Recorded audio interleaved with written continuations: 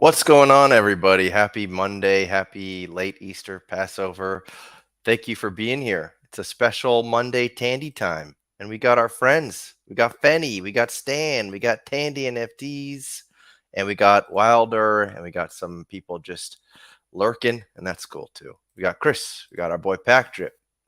Nice to have you all. That was a pretty exciting start to the NBA playoffs, especially for our Boston Celtics. We'll definitely get into that a little bit. This is definitely going to be a Boston Celtics stand show. If you're not happy with that, I apologize. You might want to close out now. But we have a great guest with us, one of the bigger stands of NBA Top Shot. Once I really learned what a stand truly was, thanks to my boy Pack Drip, now I realize all these people like me, like Mike, the people who are streaming weeks of their lives every year talking about Dapper Labs and NBA Top Shot.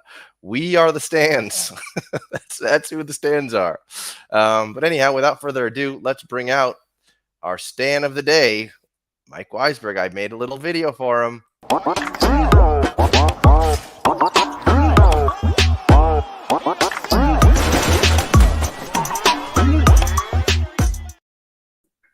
There he is, pouring himself a drink. little water, no whiskey. How you doing? I thought the video was gonna be longer. Well, that's good. My bad, man. How you doing?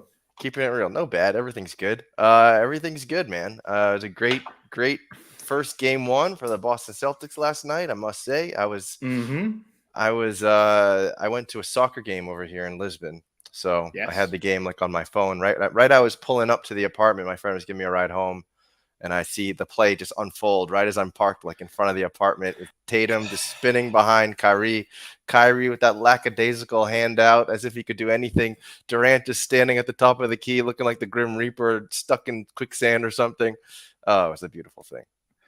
Yeah, my heart was beating out of my chest for most of that fourth quarter, as Kyrie is literally ripping the hearts out of every Celtics fan and flipping them off at the same time. It was very impressive.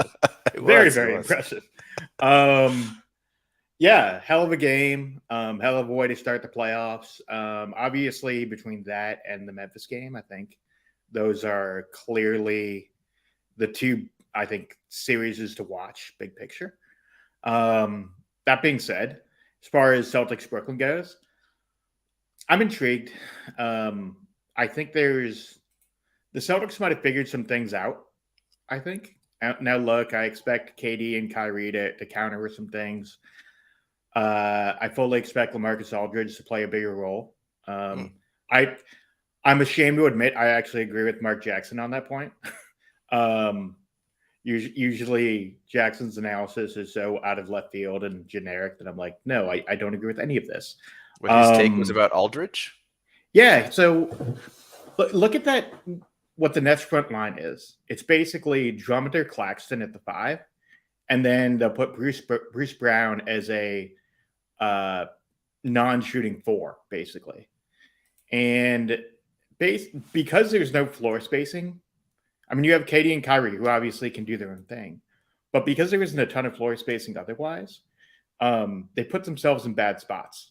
If you have someone like Aldridge, he can stretch out the floor a little bit, and you don't necessarily need to play Drummond or Claxton, even though Claxton, I think, will ultimately be a big part of this series. He had like a Rob Williams light kind of performance yesterday in terms of like shot blocking without fouling, even though I think he had three or four fouls, going up against, as Patrick notes, against Horford and Tice to kind of bring those guys out, allow KD and Kyrie to hit the lane. Like, there are some really interesting ideas there. I don't think Blake Griffin will play. But I think the Celtics defense is just so overwhelming, bottom line, that it may not matter. You know, the Nets can make changes around the edges to try to make some impacts. But the reality is this is going to come down to KD and Kyrie having massive performances. And the other guys, Curry, Dragic, who actually played really well. Curry, Dragic, and who's their third guard? Patty Mills. Okay. So, you know, all three of those guys need to hit shots ultimately. And Bruce Brown played like shit. Like he went out and called out Horford and Tice. Horford dropped 20 on his ass. Like, okay, cool, great. You think you can drive on me? Great. I'm gonna dunk on you 3 different times today. So that was cool, man. Like an exciting game, an exciting series. Personally, I got Celtics in 6. And if they take the second home game, which is the expectation, you may even see Celtics in 5, depending on Mm, how that game rolls out. So we'll see. I would love that. That'd be a huge statement if the Celtics can close out the Nets in 5. It Mm-hmm. is amazing though that the 2-7 series are this entertaining. Yeah, on both Yeah, sides. we couldn't have expected. I don't think I expected the T Wolves to pull off the win in Game 1, considering Maybe the not pull it way that. off, Well, but considering the way the like Grizzlies have played without Ja Morant all season, they're like, oh, we don't even need him. They're like an incredible team out of nowhere, and so I was very optimistic about the Grizzlies, to be honest. But anyhow, they're matchup dependent, right? Like what the T Wolves do really well is they kind of stretch you out a little bit because Cat can play that stretch 5, and it puts Memphis in a weird spot because JJJ historically is more of a stretch 4, stretch 5. Um, but they also have a big in Adams who, if you bring him out a little bit, he's a liability defensively. And then you add in some of the other parts of this with Edwards really taking on a star role. And, I think getting some real production from their bench has helped for sure. Um, Thanks, Dylan. Appreciate it. We'll talk about that a little bit. So surprised people are noticing. I mean, you had Um, a big old beard on your face. I It's know, not there right? anymore. I know, So, right? Um, so yeah, look, and Memphis didn't shoot well. They turned the ball over far too much. They just flat out didn't play a very good game. And look, Minnesota hit every freaking shot. I think they shot well over 40% from three. Like they were just fundamentally a better team that day. I'm not sure that they can sustain that over a 7-game series. I think Memphis still wins that series, but it may go 7. It may not be like the 5 or 6 game series that I think most Memphis fans thought it would be. But yeah. to be fair, they split the regular season. So Mm, Memphis and Taylor Jenkins knew going in, this is going to be a tough series. Now we know it's going to be a 7-game series or a 6-game series, bare minimum. yep. Yep. That seems right. Um, Well, yeah, I mean, we could spend a whole long time talking about the entire playoffs, but to me, Oh, of yeah. course, I'm a Celtics stan, and I've also a lot of people are here just to talk NBA Top Shot. But the last thing that I want to just say about the Celtics game is that that last play, it really felt like a microcosm of the development of key players on the Celtics. Mm-hmm. Because as Celtics fans, we know that like any season going backwards, Jaylen Brown 10 out of 10 times takes that Takes shot that in front of shot. 2 defenders. Mm-hmm. Marcus Smart 10 out of 10 times launches that three. So there was like, oh my God, something's different. It's like that moment was like something's changed. I mean, of course, that's the whole season is the whole second half of the season has been that way, which to their credit. And the fact that they didn't call the timeout was amazing. Confidence in the team that Udoka had in his players. And Tandy, real yeah, quick, sorry to cut you off. go ahead. Does Stevens call that timeout? Oh, probably. I mean, He absolutely does. probably. Yeah, Yeah. it does. And then Jason Tatum hero balls it on and gets double teamed and it's a slow play and they probably missed the game winning shot. Yeah. Uh, but incredible. And also the other thing I just want to say, the incredible leap that Al Horford has made from being a player that was sort of almost out of the league to coming Yeah. back to the Celtics and playing like a Yep. damn near all-star. It's unreal. I mean, this guy is unreal. And I wasn't really following that closely on the Sixers and the Thunder, but it's like how does he play so well in our system? And why was he looking like he had aged 10 years when he went to the Sixers? Okay, let's take these in reverse order. Sure. We'll start with the Al stuff. So with Horford, he just wasn't a fit in Philly in Brett Brown's system. There was a Horford Embiid thing where so Embiid's interesting because he likes being in the post. Unlike most bigs, although there is an element of Embiid's game where he's like, I'm gonna float out to the 3-point line and shoot my threes and then drive on you because I have those skills. Like his handle's incredible. Just as an aside, do you know who his trainer is, Tandy? Embiid's trainer? Yep. No, I do not I'm know. mentioning it because it's a very specific Celtics reference. Okay. He is his trainer is Drew Hanlon. who's I also don't the know who that trainer is. for Tatum. Okay. So they talk frequently to Hmm. the point where Tatum, when Embiid got, uh, I guess his calls for MVP, he gave the two of them were talking on the phone, and obviously Embiid hasn't won an MVP yet, but apparently Tatum called him and was like, "Just so you know, I'm gunning for MVP next year. Hmm. Just putting this out here right now. I'm gunning for MVP." Um, but yeah, it just didn't work in Philly. He signed a monster contract, 4 years, 124 million, and ultimately he just wasn't the right fit. There's like a bunch of structural reasons that I think will probably bore the commenters, but like it just didn't work. And then they still had two. They traded him with 3 years left on that deal to Oklahoma City. So there was about 3 years and 80 million left on that deal. And Oklahoma City was like, "We got a bunch of young guys. You can play with us for about a quarter of the season now, and then we're just going to bench you." Yep. So he's had 6 to 10 months of rest basically before the Hmm. year started. And the only other thing I'll say about Al structurally, outside of like his amazing fit on this team, and like he already had continuity with all these guys, so he knew Right. like where they all liked the ball at different points. Celtics are in an interesting spot with him because he has 25 million guaranteed next year, but only 14. Sorry, let me be clear. He has a $25 million contract, I believe, but only 15 million of it is fully guaranteed. Okay. So you can buy him out for about 14 million bucks. Hmm. So only half of the contract is basically guaranteed. So if the Celtics wanted to create some cap room or find a way to have Al come back for less money, there's a way that they can do that. But that is kind of an interesting like Celtics cap conundrum of like how you want to structure this team for the future because Al's up there in age. He's as old as I am. Hmm. He's 37 years old, so that's something to consider for sure. Yeah, it's not the kind of player you're going to give another 4-year contract to. That's for sure. No, no. To your other quick questions on the Celtics, just kind of going back.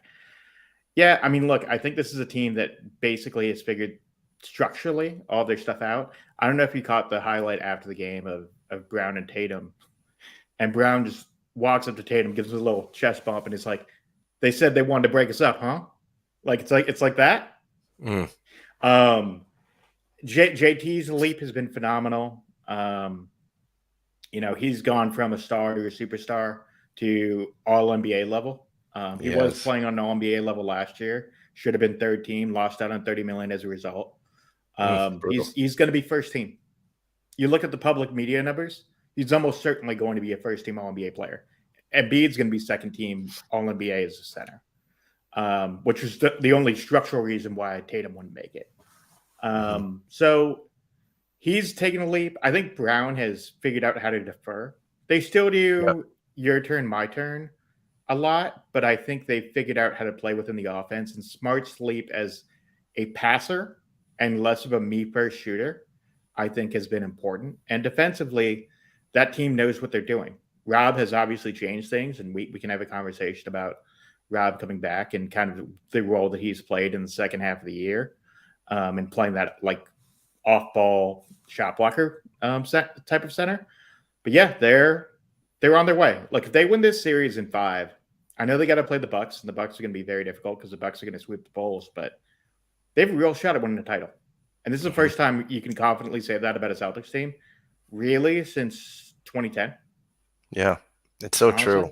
And I mean, I actually happened upon a video before the season started, and my hopes were not very high. I mean, I don't think anyone's hopes were too high about the Celtics going into this year.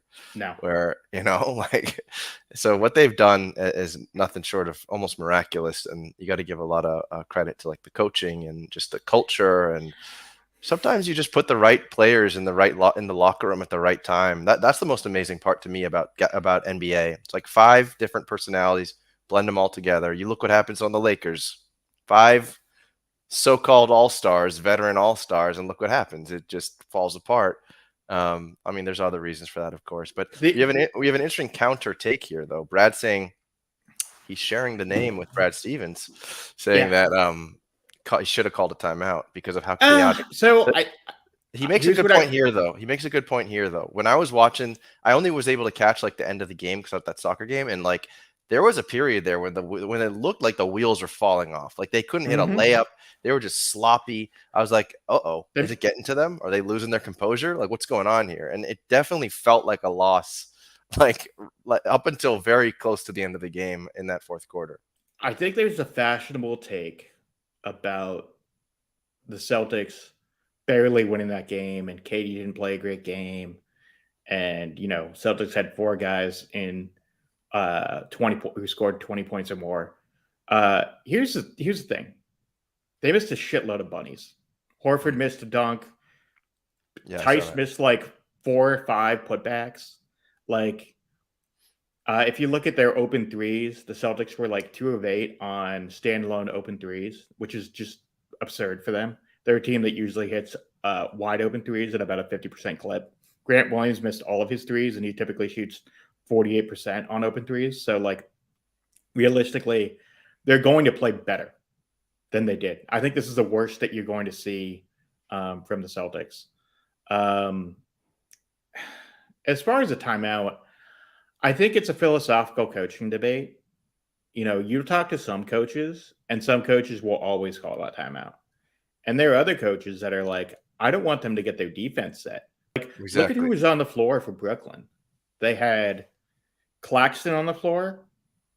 They had Kyrie, Durant, Dragic, maybe Bruce Brown. Hmm. So that basically gives you like 2.5 good defenders, Yeah, more or less, yeah. between Durant, Bruce Brown, and Claxton, depending on how you feel. But Claxton got pushed out on that smart pump fake. So he's Hmm. out of the picture at that point. So, like, realistically, if they call the timeout, they probably put Drummond back in there to set the defense. And Durant has a real good idea of exactly what they're going to do. And to your point, Andy, it's like you probably get caught trying to do a set play for a Jason Tatum follow away jumper. Yep. So I understand Brad's point. I think it's fair. There were times last night where they did look a little bit lost, particularly in the fourth quarter. They only Yep. had 17 points before that Tatum bucket. Yeah, it was looking So scary. And they they Kyrie was they on did fire. they didn't play well. They looked a little shook. But Yep. the one thing that I'll just say structurally about the Celtics is the Ime stuff matters. He's known those guys for 5 years. He's known them since Team USA. I think he coached Team USA. Sorry, 4 years. He coached Team USA in 2018. Hmm. He's known these guys for a long time, knows what their likes and dislikes are. Obviously, he got to know them better this year. And the other thing is he coached on Brooklyn staff last year. So he Mm. knows a lot of that team as it is. Yeah. So there are some like structural things that he can do as far as changes and adjustments that he'll make going into the second game. Yeah, I love it. It was an incredible game, and also another point that I was talking to Tandy NFTs earlier today, and Sure. another point is that the Bucks like dodged the Nets, Yep. They and ducked them. yeah, they ducked them, and so the Bucks were and kind of still are. Well, yeah, I'll do that to not throw any negative jinxes our way. The Bucks are taking the East, and and so that like my thoughts going into the NBA playoffs was that we'd see a Suns Bucks rematch. Suns would take it, but by dodging the Nets, it's sort of like it alters the karmic energy. Like you can't duck teams. Like, that's not a move you do. And the Celtics are like, we don't care who we play, and you have to appreciate that as like the Celtics are playing like dirt dogs. I mean, you got to love that. Sort of. I think there's remember the Bucks did that last year. They were like, we don't give a fuck who we play. We will roast them in the And it worked playoffs. out for them, didn't And it it? worked Didn't out for them. it? I actually think for the Bucks, it was less about dodging the Nets. And I actually believe it was more about getting the guys a little bit of rest heading into the Yeah. playoffs. And it's an easier fucking path. I'd much rather play the Bulls. Like, Of course, everyone would. sorry. They're playing like crap.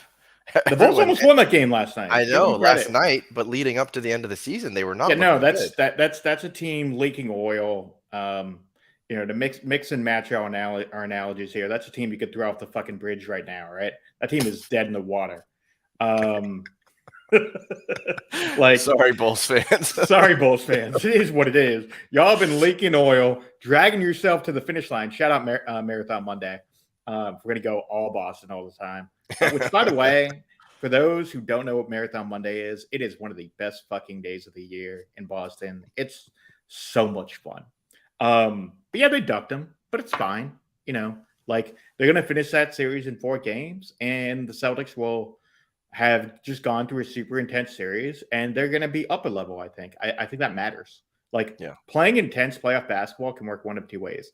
Either you're super exhausted heading into the second round, or alternatively, you once you've kind of taken a leap like Brown and Tatum have, there's an element of like, okay, Giannis, you ready for this? Because we are right now. We're Yeah. ready to go 6 or 7 games. You want a war at home? You want to play 7 games in Boston? Great, let's go. Roll the ball out. Let's go to half court. Let's see what happens. Because I honestly think that's how they feel. I think so too. They're going in there with guns blazing. But anyhow, let's change it up a little bit. Let's I had my palate cleansing jump in the water video and I can't find it now. Jeez. Why? The only palate cleanser people are saying is me without a beard. So whatever, it is what it is. All right. Well, I guess I might have deleted it by accident. Anyway, we'll just do a little Ray Allen. Yes. Oh no, here it is.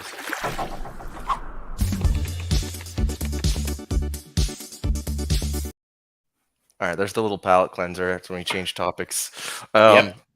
All right. So first of all, I mean, it's been a few days. It feels kind of like beating a dead horse a little bit, but so I'm curious how you're feeling about the whole run it back debacle. And now that it's been several days later, now that you had the privilege of being able to talk to Janie right after it had happened. I know that you went on with Zakarian. You talked to him about it the other day also. Yeah, I mean, now it's been a few days. Where's your head at? It's funny.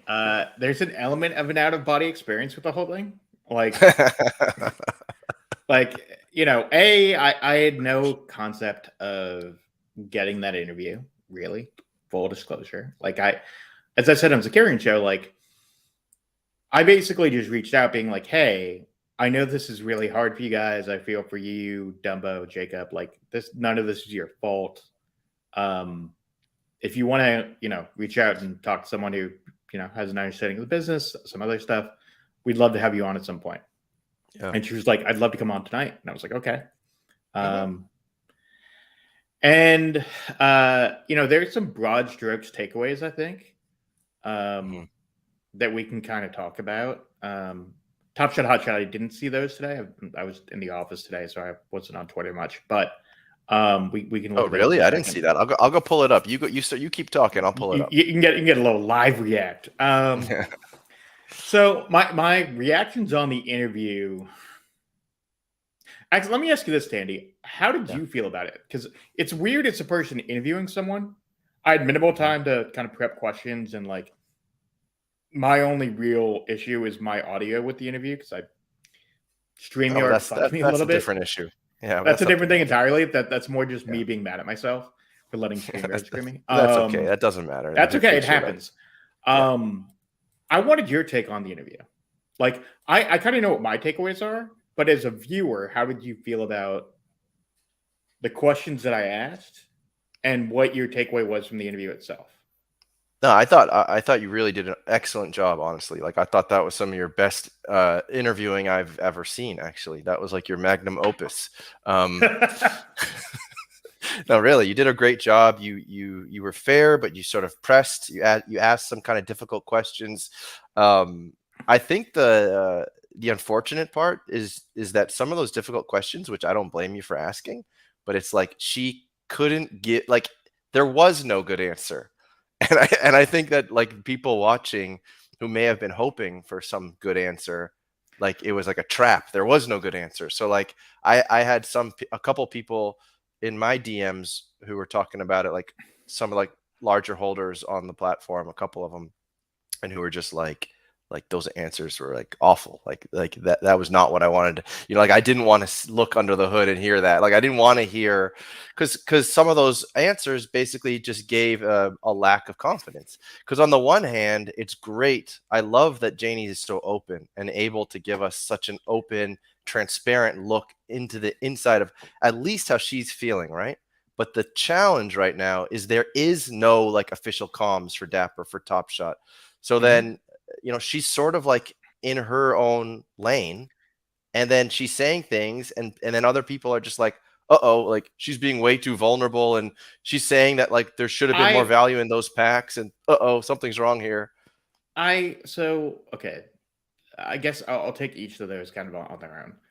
Um, I think her honesty and transparency is a plus. Ultimately, I think like it's very clear, both in our like. I'm not going to disclose anything pre-interview as far as those conversations go, but like in terms of the pre-interview and the during the interview, it's very clear that she cares, Yeah, and I absolutely. think like that's important. Like ultimately, there may be some answers that you don't like, and we'll get to that in a second. Hmm. There may be some answers that you don't like, and I fully understand that as a collector. But I think the thing that should be like overwhelmingly encouraging about that is that like she went out there, PPE, you asshole. Stop trying to not pump my bags, you dickhead. But like I think that part of it's encouraging. So we can take each of these kind of on their own. The comms piece, I think, is the most important part. I did ask about that. And I think there's nuance in asking that too, because it's weird. Because on one level, I am fully saying that a comm strategy like that would hurt people like us, fundamentally. Like Yeah, of course. having a comm strategy where it's you're rolling things out in a way that make more sense. I do think there's a way, in kind of thinking about it over the last couple of days, a way that you can do it and have like an actual spokesperson who does go on these shows and Hmm. have some real alignment within Yeah, comms. absolutely, you can. Um, and I think my core criticism was more about having like 50,000 places that you're going. You know, Yep. you posting stuff in Discord, but not rolling it out at the same time as Twitter, or you're going on Twitter Spaces and different employees are dropping little bits of information. And like, I think as a collector, the most difficult part is piecing through all of that, even for people who are super informed, like you and me. People who, as you said, are kind of stands for the product ultimately. Yep. And I think that is a really difficult thing um, for Dapper to deal with. Now, I did think it was interesting that she was like, "Yeah, we're doing a full reorg." To the people in the chat who were like, "People need to be fired, and we need to figure everything out." Yeah, they very clearly have fired people. Like that is clearly something they're doing. It's Hmm. interesting they want a spokesperson, something that I think should have happened a year or so ago, but I understand. It's interesting that they want a full comms director. Totally understand. Like Top Shot itself is only 2 years old. The idea that they didn't have a comms director until now or soon, sometime soon, makes a ton of sense. It's annoying, but it does line up with the kind of ad hoc comm strategy that they've already had. So Right. like all that part of it made sense. I thought there were more interesting things. To Wilder's point on her being frustrated with employees, like the economist stuff. Oh boy, that that part of the interview, I fucked up though because that part of the interview, I stepped over the doxed question. I should have hit her on that first and just Okay. let her answer that Mm. because we went into like a further conversation about the economist rather than having that conversation specifically about why he is doxed or Do you have not any doxed. do you have any tinfoil hat theories? Because I can think of an easy one. Well, you can find him. It's not You hard to can find find them. him, Oh, he is like. If, I'm not encouraging people to do so, to be clear, but like but he is uh, docs. He's a real person. real person. You can, if you want to find, try hard enough, you can Google it, figure it Yeah, you out. just go to like LinkedIn, Dapper Labs. I'm sure you could find him somehow. You I can mean, find I don't. it. Put it that way. I've seen enough people post it online that like it's a real thing. Um, Okay. so I you don't really need a tinfoil hat it as much as it's. I don't understand why they're not making him, as I said in my interview, like uh, something to the effect of, Mike Weisberg, economy lead, Dapper Labs. You don't need to put like the fucking what is it? Follow the yellow brick road. Well, Why am I blanking on this? The curtain in front of him. Is that what Yeah, you're talking about? you don't need the man behind the curtain here. Yeah. We all know we can pull back that curtain and be like, I can find you. I can find you and I will kill We can you. find you. Like like we're in the 21st century. Why are you not doxxed? Like Yeah. it's so dumb because it's like it only reinforces from an economic perspective, like that we don't have an understanding of like what this person is or why they're doing it. Mhm. So that part is frustrating for sure. Yeah, I mean Um, this kind of an idea here, not necessarily saying it was Jacob, but that was sort of my tinfoil theory. It's like it's it's not. maybe it's someone else, higher up at the company, and that's why they don't say who it is. But what a twist! Yeah. It is So not. here is that tweet. So let's see what's going on here. So hip hop Viking guy. Shout out hip hop. Does hip hop Yeah, follow you? I believe so. Yeah, he does. Okay, you're you're Um, you're oh, part of the 420 that he follows. yeah, he's never gonna follow anyone else. But anyway, so anyway, he's saying he's seeing ads all over the place for Top Shot all day. But there's also a little caveat there, which is that if you understand like internet advertising, there's cookies and whatever. But I hope he's right. So then this guy says online ads for NFTs suck. Don't What a work. dickhead. Anyway, keep going. Like Judge. Dodge. So Head got of got head it. of when at Dapper Labs. Okay, so we got a little troll here with Tiger Woods' avatar. Okay, so Is online, he actually at Dapper? No, he's not. of course Okay, okay. not. Okay, I was like, what the fuck? I Sorry, could tell you. I was very confused for a second. Anyway, Oh man, if he worked for Dapper and said that, that would be like right. I don't even know how to Top Shot react to doesn't that. realize this. Pictures and TikToks of people at the game with their Top Shot takes would make actual sense and be a fraction of the spend. Okay. I hate when people at Dapper employees what they Oh suggest. yeah, I do too. It's stupid. It's so dumb. Like go back to this man. Go back. Look at his profile again. Yeah, what Tiger Come Woods? in. You have 137 followers. Sure. Why are you adding Dapper employees? Like all suggestions are great. Don't get me wrong. Like there is certainly an element here of content But creator gets mad at random person. No, it's just yeah, like yeah, it's rude. Like if yeah. Janie sees it and responds to it, awesome. But Mhm. like you don't need to like at her. Like No, I'm no, sure I her know. mentions are we can talk about that too. But the Um caveat to that point, though, is that she showed up. So it's like, okay, you don't at people, but at the same time, we have a tweet that we're talking about you're right right. now. Agreed. So So so here we community go. Community brings community in. Now this is interesting too because this is what's happening now. This is their mantra at the moment, which is give people money, give the Discord members money. The community is our marketing team, pretty much, and that's what that is to me. 100%. Always pushing the FOMO or YOLO. FOMO being things like you said, showing members the games and enjoying perks. YOLO being things like giving away $1 million or Roham's moments. All right. Well, I wonder if Roham is co-signing to that.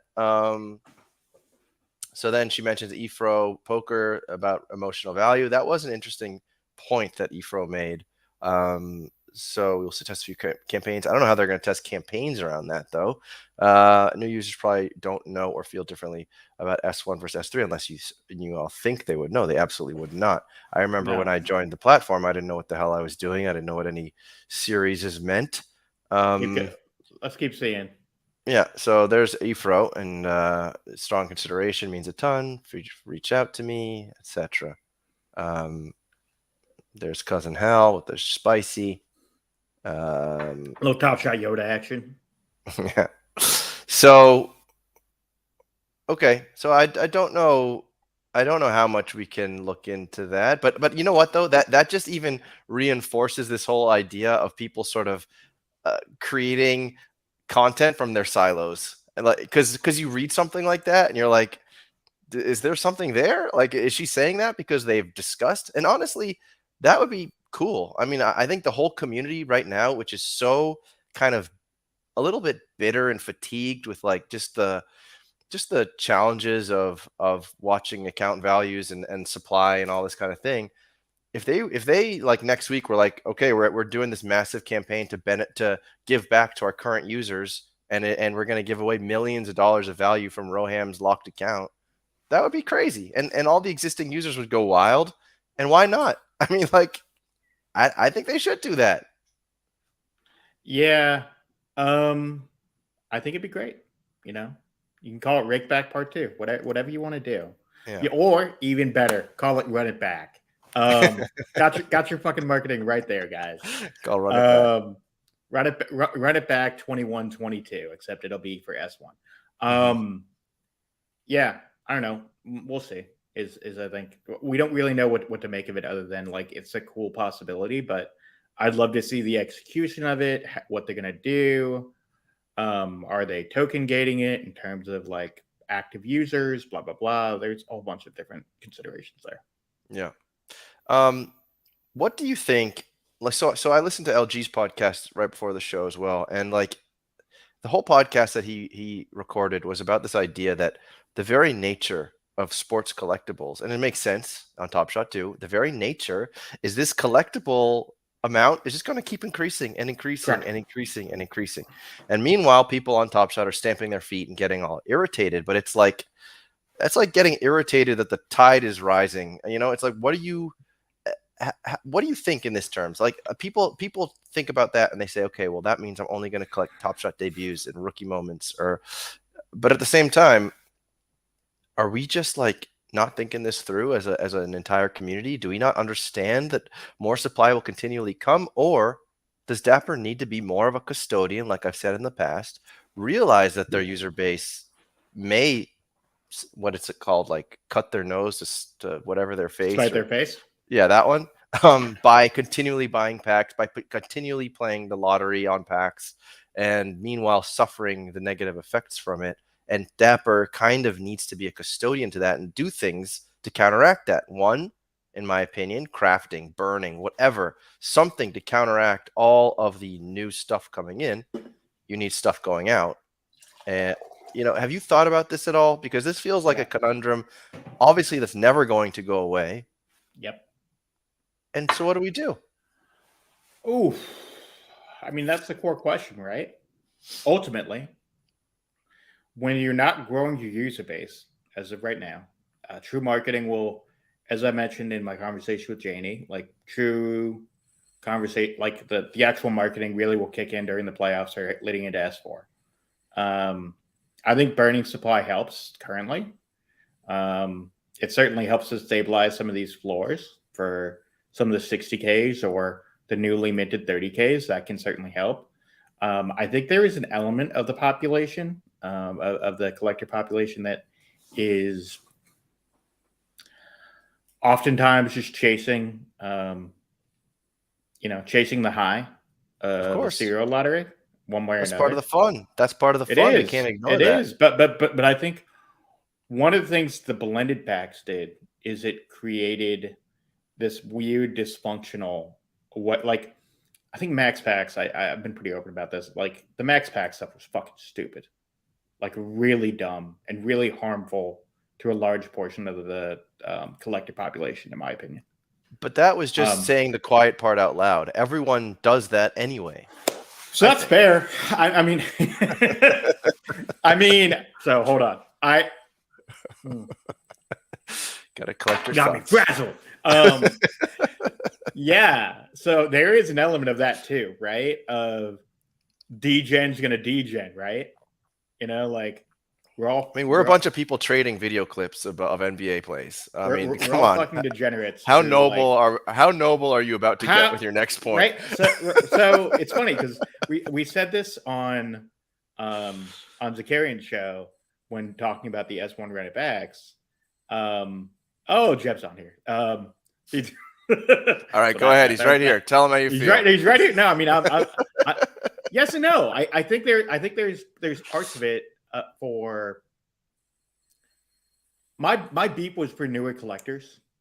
I think a lot of them who didn't have a real understanding of the ecosystem. Now, look, there's not a ton of them, so some of this is "don't cry for me, Argentina" bullshit. Because frankly, we're all spending each other's money at this point. We're all just trading money amongst each other to a larger extent.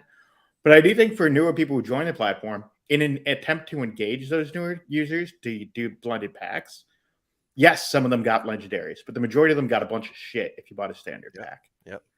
And if you, I like, this is super anecdotal to be very clear, Right. but I had a good friend who got in semi early on Top Shot, like February, Hmm. and then decided he wasn't using for a while, then came back and was like, everything that's been happening this year seems pretty cool. I'm going to get back in. And he got back in around the same time as blended packs.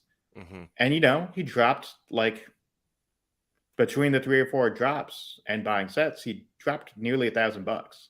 Hmm. Which for him, frankly, he's a pretty well off dude. Wasn't a ton of money, but he was frustrated. He's like, I just feel like for the amount of money I'm spending, I'm not getting anything out of it. Ultimately, I'm just wasting my money.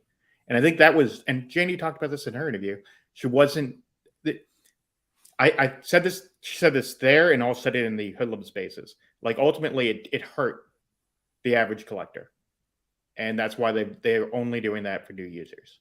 So that's why for the blended packs, I felt a way about it because I felt like telling people to go buy 5 or 6 packs, spend $200. Yes, in theory it works, but for the majority of people, if particularly if they were buying the first two, you were in a world of hurt if you're spending $200 for a whole bunch of 60Ks. That I agree. sucks. I agree. I agree that but the other point though is that like again, degen's gonna degen and Mm-hmm. all they gotta say is, oh, like I have a chance to make a bunch of money and likely my worst damage is gonna be, there's plus EV. I think the misunderstanding of EV is really Yep. was but again, like people need to be adults at the end of the day. Like Agreed. anyone who goes and spends $1,000 on video clips, look, that's what you're a degen, you're gonna have to live with the consequences. Yes. Like Yes. anyone, like there's a certain element of that. But at the same time, if we go back to the more sort of like properly being custodians of your user base, And that's by where the I way, start. Jeb is actually right here. To be Yeah, fair, Dapper put out packs that were plus EV, so it really only made sense to max packs or skip. if Yeah, you want I to spend mean, that money, spend it on the marketplace.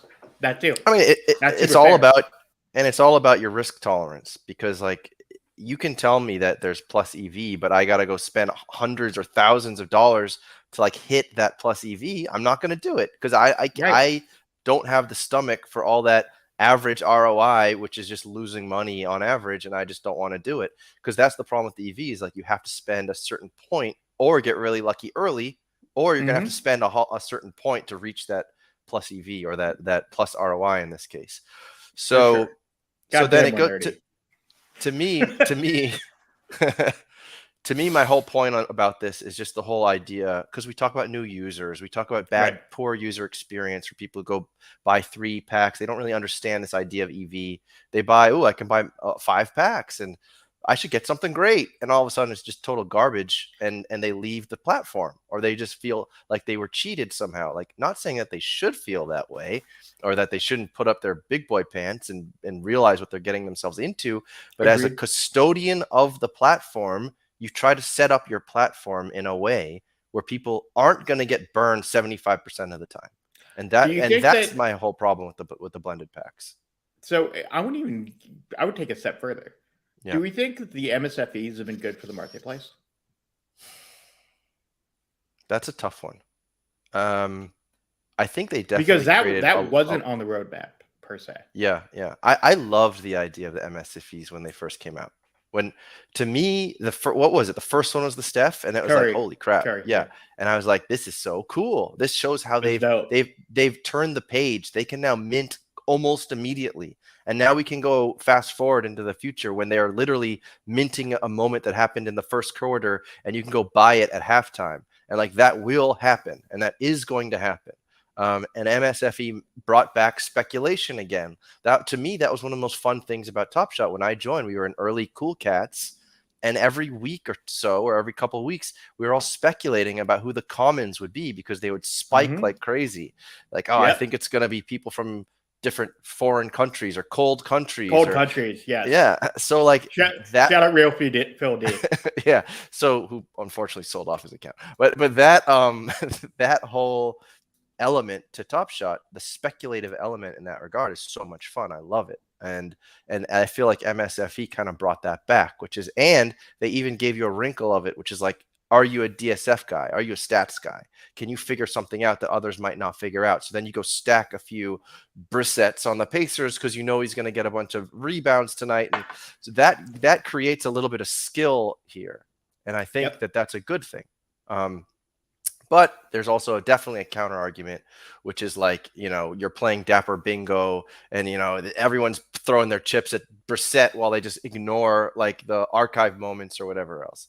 So I don't know where exactly I fall on that, but like in theory, I like it. And I think it's just like everything else on Top Shot, where they have to be custodians of their environment, of their user base, and figure out how much is good, how much is too good, how much of a good thing is too much of a good thing. To me, that's the biggest question that is the question to ask, whether it's PAX, whether it's MSFE, and my final point here is I appreciate what they're doing with these like MSFE style stuff on the playoffs right now, which is like you Yeah. have to have these different moments and these different play types, and then you can get that moment. And what Veerman said, which is great too, previously, was like, why don't we make the bulk of the playoff packs like that? Let's stop taking liquidity out of the market to buy more and more packs, and stop letting people go around the wheel 6 times to go buy 6 packs, and make it something where you're actually not pulling liquidity out and actually making use of people's collections of trade tickets, of those kind of things.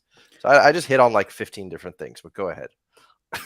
It's all good, man. That is the whole point of a live stream, is that we get our shots off, and the conversation goes like 50,000 ways. We do this on my show too. It's perfectly fine.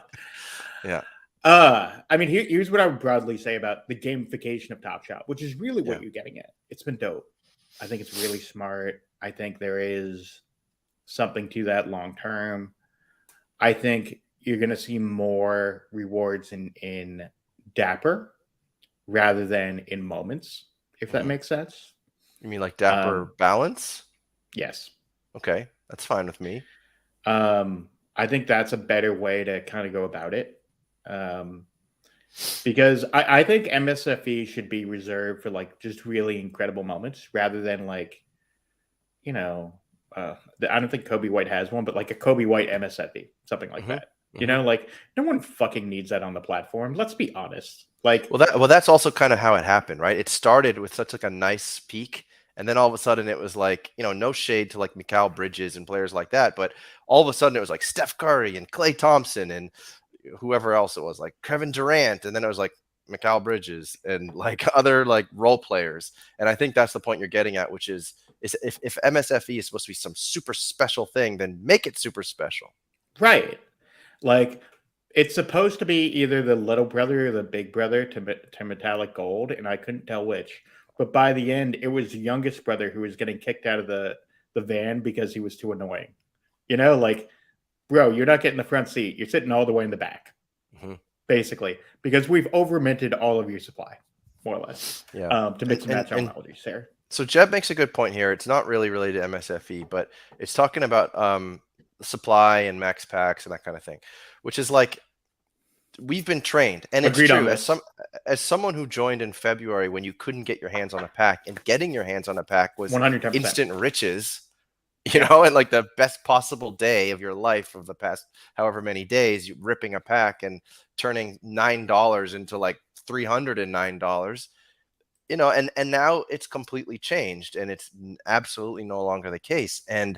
But it still sort of feels like within reach, and I think that's why we haven't pivoted away from it. And that's why I even made a comment the other day when they were talking about the hollow packs, and this was like before they did the $100 like last minute cheer, we'll save you thing. um but but Which we did talk about that in the interview, and I didn't get a yeah, I clear saw that. answer on that. It was kind Yeah, of I saw weird. It that. was more just like, yeah, I guess we did that. But anyway, keep going. Sorry. But whatever, it's like at the same time, I don't care that much. Like, the only thing I didn't like about that thing is just it was so late in the game that it sort of Yep. gives some users an advantage, others not. But my point was, which now I've totally forgot. What was I talking about? Jeb's thing about training users on max packs rather Right. than using the So marketplace. my point was like, the packs they still seem like they could go either way, which is why people can't say no. And I almost wish there was some kind of function where it was obvious that you don't want these packs, like I don't know. I'm torn because obviously, if you do that, then people are saying these are terrible value packs. But how else are users going to stop going after the pack lottery? The only Do you way, mind if I yeah, quickly? Do you mind if I yeah, share my screen real quick? go ahead. To your point, I do want to bring this up because I think it's important. Hmm. So we talk all the time about chasing the dragon, chasing the serial lottery. Yeah. Look at all of these common sets. Hmm. We have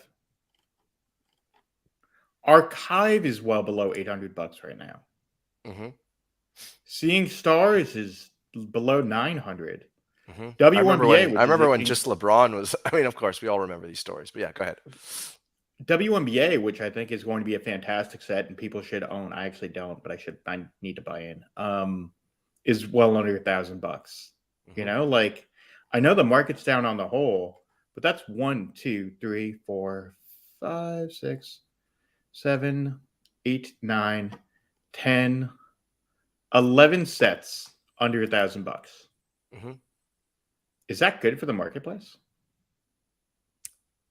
Uh, is it good? I mean, I think Give the very nature of this whole display is not good for the marketplace. It's basically showing us how many sets there are that people don't really care about. I Right. And don't think it's good. I own a few of them. I bought into a bunch of the S3 common sets. Like I think Game Recognized Game is super dope. Hustle and Show is still open and it's only $218, which is I think pretty telling Hmm. that we do have another Hustle and Show set coming and it's $218 and basically, bare minimum you're gonna get one pack back. So if you buy the full set, you're good to go. But I You'll think at the least problem though is it's just like any other NFT project. It's like when the confidence starts coming out of the balloon, the air starts coming out of the balloon. It's like what's a hustle and show pack going to be worth? $14, and yep. you'll get a common where your star common is worth like 6. It's just not enough to really get the people going right now. And I think until the reason why these sets pumped previously was because there's all this speculation again. It's like and also the blended packs really messed things up too, because the blended packs messed up this idea that if you collect a rare set, you're going to get a guaranteed rare in your pack, and there's going to be like all these other, airdrops all day. Like that was the biggest marketing um like verbiage of this season to start. Like this is the airdrop season basically. And then they kind of made airdrops not very Mhm. valuable with the blended pack stuff, and now they're trying to move back away from that. So it's very hard when like the messaging is changing, and I get it, they're in beta and all that. But like, It also killed hollow pressing. well, of course, blended packs killed hollow pricing, 100%, and it killed the whole spectacle of hollows and rares as well. Like blended packs, for that reason, I feel like blended packs just were a massive L. I mean, there's a lot of other things that went wrong, and it's not just those things, but in terms of understanding like what's special on the platform and and what is coveted and why these moments matter, by putting them all in blended packs, it really hurt that. And I'm glad we're appear to be moving away from it. If you want to give blended packs, you do it once in a while. You make it a home run, in my opinion, for people who've worked up their CS and kept their stayed on this platform. While the market dips and we stay and we are not going anywhere, those are the kind of people that deserve to get some W's every once in a while. And like, I Yeah. don't think that that's wrong. And I know that people are like, no, packs can't be free money, but CS also and loyalty to the platform also can't be worth nothing. What did you think? Um, we're going to refer back to the interview for a second. What did you think about Janie's answer? I agree with that too, quite a bit. Yeah, this is What did true. you think about her answer on how they're going to change CS scores? But she didn't give an answer. She just said we're She, working on something, she right? said we're working on it. But given that The Economist said that they are changing it, we know that they're changing it. It's just a matter of how they're changing it, Right, right. ultimately. Well, I guess, they're gonna move away from this idea that having CS token gates you into pack drops. That's what they want to do. They don't want it to be that way anymore, and they don't want you to be collecting 100 S4 or 100 S3 Mark, or no, sorry, 100 like S2 Marcus Smarts to get your Boston Celtics score up, to get your CS score. They don't want Ben, people collecting like that because they don't feel like, but they, of course, this has changed. The messaging has changed, but that's not what collecting should be on this platform. If we're collecting the way technically we should, it doesn't make sense to be stacking 100 Marcus Smarts. maybe, but what if Marcus Smart is your favorite player? Okay, in that case, but why did I collect 100? I don't have 100 of them, but like, why did I collect, I don't know, 20? I can't even remember what the Satoranskis on the Bulls. I didn't even know who Satoransky was when I was stacking Satoranskis, and that is a flaw. That is not a collectible. That is trying to No. game a system so that you can get access to moments that you otherwise wouldn't have access to. So And ultimately, what kind of system do you want? well, I think it should be rewarding of net spend, which I think that's where they're going with it. It should be rewarding basically people who spend a lot of time and effort on the platform.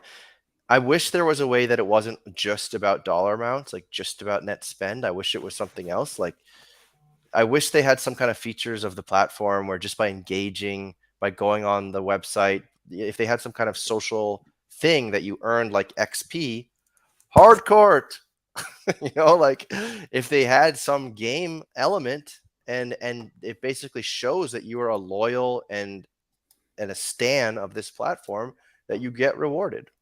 Right. I think that's the way it should be. For sure. Anyway, No, I mean, I think that makes a we'll lot of just sense. highlight this for the rest of the show. Yeah, leave it there. Yeah. All right. What's the next point? We'll just Not wrong. but yeah, it shouldn't be so trapped inside of the TS economy, and that's where you can understand people. And I hate that I always bring up MBL about this, but MBL is like the most outspoken person about this idea. But the other part of that though is like people aren't coming to Top Shot to rent seek. Like people, No, and agreed. like it's not happening anymore. Like if no one's coming here to rent seek to make $20 off a pack, no one is coming here to rent seek. So they don't need to go super drastic in the other direction because of rent seekers. I just think that is a non-argument at this point. On the other hand, though, the thing that he's right about, or people like him are right about, is that the market is still not the attractive place to go play. Packs are 20 times more attractive than the market is. And why? It's because we don't have proper utility of our moments. We don't really understand what makes a moment special. And that's the problem that they have to figure out. And it could take them a long time to figure this out. But you look at a player like Giannis, who has whatever it is, 45 moments on the platform, and He it's has like, over 50 at this so point. there you go, over 50 moments on the platform. It's only going to get bigger. So what are you supposed to do with all those moments in the middle? I think this is going to come down to, does the moment matter ultimately, and mint counts. Yeah. I think those are the only ways you can distinguish it at this point, right? Like, and it's funny, depending on the collector you talk to, some collectors are like, I don't think the moment matters at all. It's all about mint count. Whereas others are like, the narrative matters more than necessarily the mint count.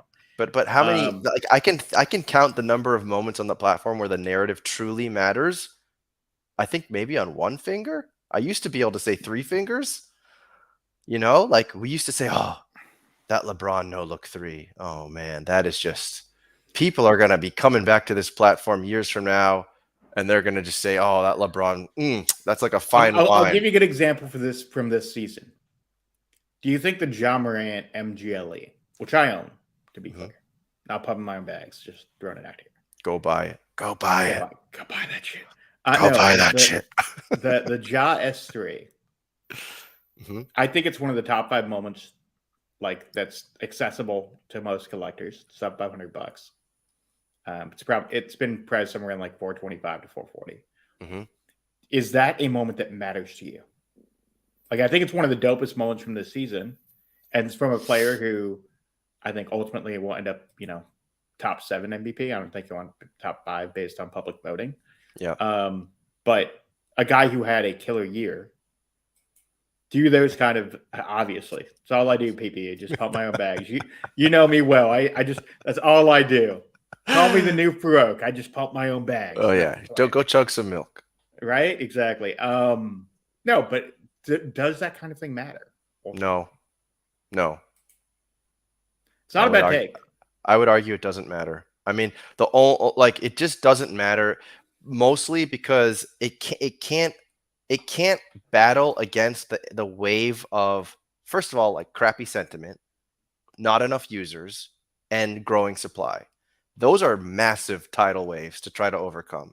And the only moment at this point that is overcoming that tidal wave, one on the platform.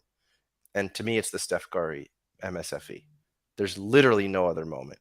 It used to be the LeBron Kobe tribute. It used to be the LeBron no look three. It used to be the Kevin Durant team play MGLE.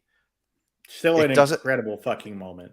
Oh, it's super cool, but there's just not enough inherent like value there.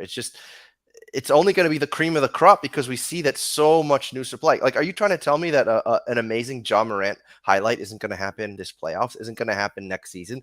Isn't going to happen the season after that? What's really going to matter is going to be like the milestone moments, like Correct. like John Morant hits a three to win the NBA Finals, and it's a legendary The moment. the That Giannis will matter. legendary, right? Yeah, The Giannis alley oop off sure, that is a the. super cool moment, and that's actually a good point because I mean, maybe it's unfair to go look at it because it's probably sinking because the whole market is sinking. But like, yes, arguably that is a moment that should matter. The Steph, the LeBron Kobe tribute. You could maybe make a case for the Jaw, but it's probably just Jaw's going to have 1,000 plays like that. That's a challenge. So And like, I'll actually pull up Giannis right now real quick yeah, because go I'm on ahead. the marketplace. And Brad, you're super fair. Like full disclosure, I'm an NBA fan first. So And like we know that Jeb has a strong opinion about the Vince Carter three, but yeah, I feel like, by the way, Vince Carter three, I feel like the legendary Vince Carter Toronto dunk just sort of just peed all faded. over the leg of the Vince Carter three. So I'm just pulling this up now, and look, you're not wrong, by the way. Yeah, That I am too focused on moment and not on mint count and moment count. That's a super fair criticism of my own collection strategy. yeah. Um, I prefer the memories. Like I just I like looking at my own moments and being like, oh, that's fucking dope. Rather than being Mhm. like, man, this moment's worth like $2,000 because the mint count's super low and it's a above average player who people like. You know. Right, I agree, but that to me is like going to your uncle's house and he's like, "Let me show you my super dope stamp collection." Like, you Fair, know? for the record, super fair. And if I'm that uncle, that's weird. But you know what? Like, when in Rome, apparently, right? Yeah, do as the Romans do. Everyone had that uncle with like a weird hobby. Apparently that's me. It is what it is. Yeah, but no, but you know what though? Like that, you are the kind of collector that should exist on this like more collectors should be like you. But the problem is that the way that the platform is currently set up, like collectors like you don't really have any inherent advantage. No, You just get to enjoy looking at your clips a little more than the next guy. That's it. I look. And I probably have. Like this is gonna sound a more elitist than I would like. I probably care. Like I watch probably more NBA games than a large portion of the current fan base that we have on Top Shot. I think Like so. When you were going through your NBA stats and calling out salary numbers, I realized that I messed up on your intro video. I shouldn't have done the Philip Seymour Hoffman running into the thing, bricking the shot, followed by the Jalen Brown. I should have had some Rain Man in there. They're like, you deserve a there's an little element Rain of Man. that. Like, and that's fair. Like I deeply care about the business stuff. Like I think that's an important part that I think most people on Top Shot don't care about. But like, I think people should be informed on it anyway. Mhm. But yeah, look, it's difficult. It's a weird conversation to have with the average Top Shot collector because people are so focused on mint count, and I get it because at the end of the day, mint count and supply is the most important thing on the platform ultimately. The conversation we've had the last half hour really is about this conversation about new supply overtaking old supply. And I guess the question is like, are we more akin to cardboard than we think? We are. Like we're until much like until they get creative. Show yeah. me something creative, and I don't even know what that is. That's why we say things like hard court. That's why we say things like crafting, and we're waiting for that jaw crafting thing, right? um, but there has to be, and this is what LG said last week on the show, there has to be some force, like equal or so to the force of new stuff coming in. There has to be something on the other side. It can't just be more and more and more and more and more and more and nothing happening on the other side. It creates interesting problems in my head though too, which is like, what about when you can burn and all of a sudden you have a 60K ish Smith with a circulation of like 150? Like, what's that going to do to the platform? Like that to me People is just will buy Ish Smith. yeah. Then people are going to start speculating on Ish Smith because it's I such a low guess. circulation. I don't really know, but they need And that, but something. I find that to be much more akin to cardboard because it's like at that point you're simply buying the rarity of that card, regardless of who it is, which I find frustrating as an NBA fan. Yeah, Like but I think that's also the NFT space. it is ultimately, and that's as LG notes on the pod. Like that's one of the inherent problems Hmm. that sports NFTs are going to run into. And we've seen a lot of people in sports who are either starting up their own NFTs or creating their own projects. For a lot of those broader projects, I just don't think they'll hit. They have no real sense of what they're doing Right, ultimately. right. But Top Shot does know what they're doing. The question for them is going to become, to your questions on burning, they should be doing more of it. I'm shocked they haven't announced anything on the John Morant burning thing. It's been what, 3 weeks? Yeah. Like, how have we not heard anything? We know it's coming. PP, shut the fuck up. Celtics all day. Fuck off. Go like, Hold on, I got a good video for PPE that I created today, actually. For anyone like PPE, here it is.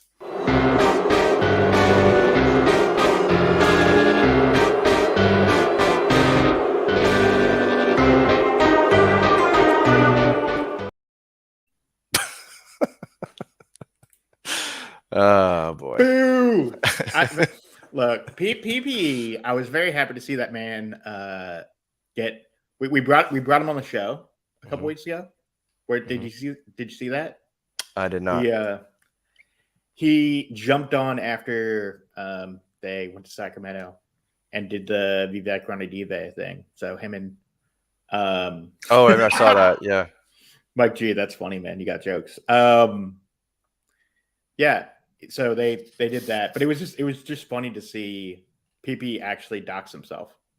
Mhm. Oh, the one guy who's literally in every single stream. I like.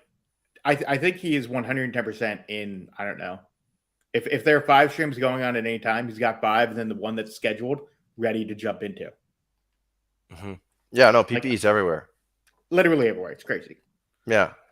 I Um, appreciate sometimes the PPE might turn the troll meter up, but he's a he's a he's a he's good an dude. Ultimately, like I know important some member people of, yeah. for sure, for sure.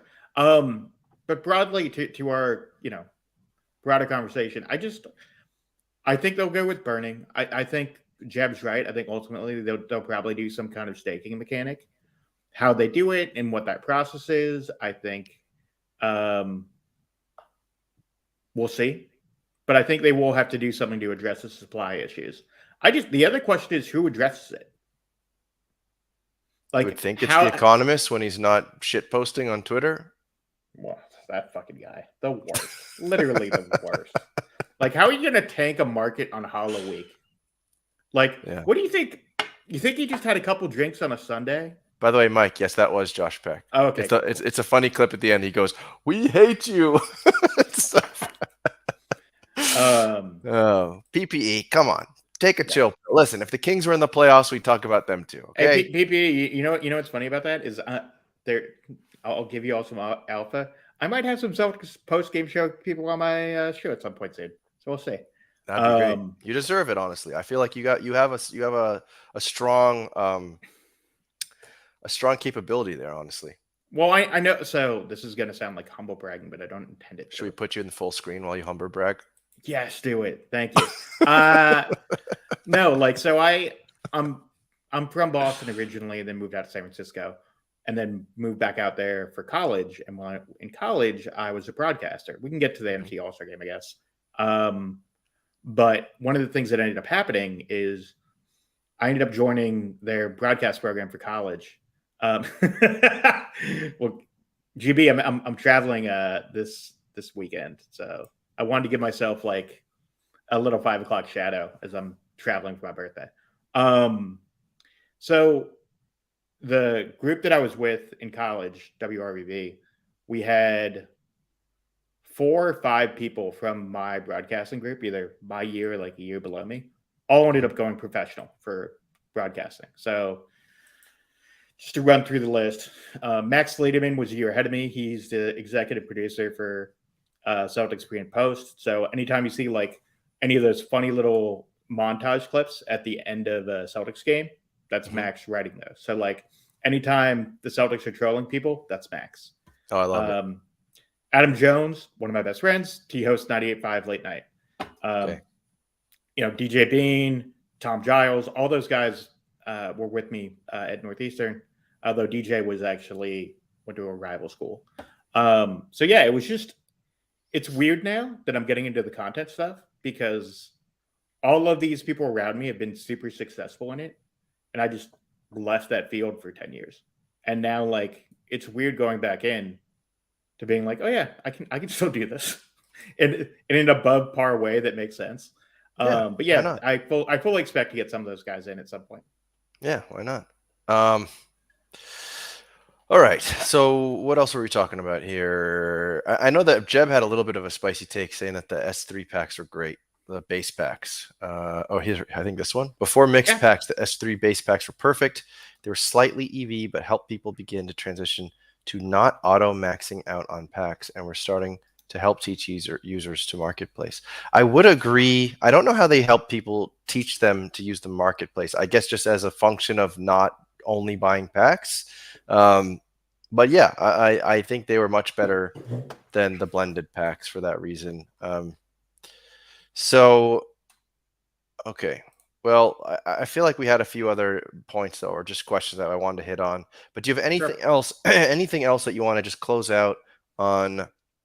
I guess anything else to talk about this whole supply and staking and burning. I actually I think have a we've guy who wanted to talk with that about that with me. Actually, he wrote a blog about it, about like staking moments. Um, so yeah, maybe I'll try to interview him soon. But do you have any other final thoughts? Like, what do you think a few years down the line? Um, where's your head going to be at if we are keep doing what we're doing? What do you hope that we're doing differently? Just pretend it's a year from now. Ooh.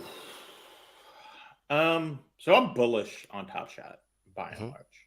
I think people mistake me sometimes fudding the product for me not feeling it at all. Like No, you're a I stan. I 110% am a stan. Like you and I have had conversations in DMs about this product for months.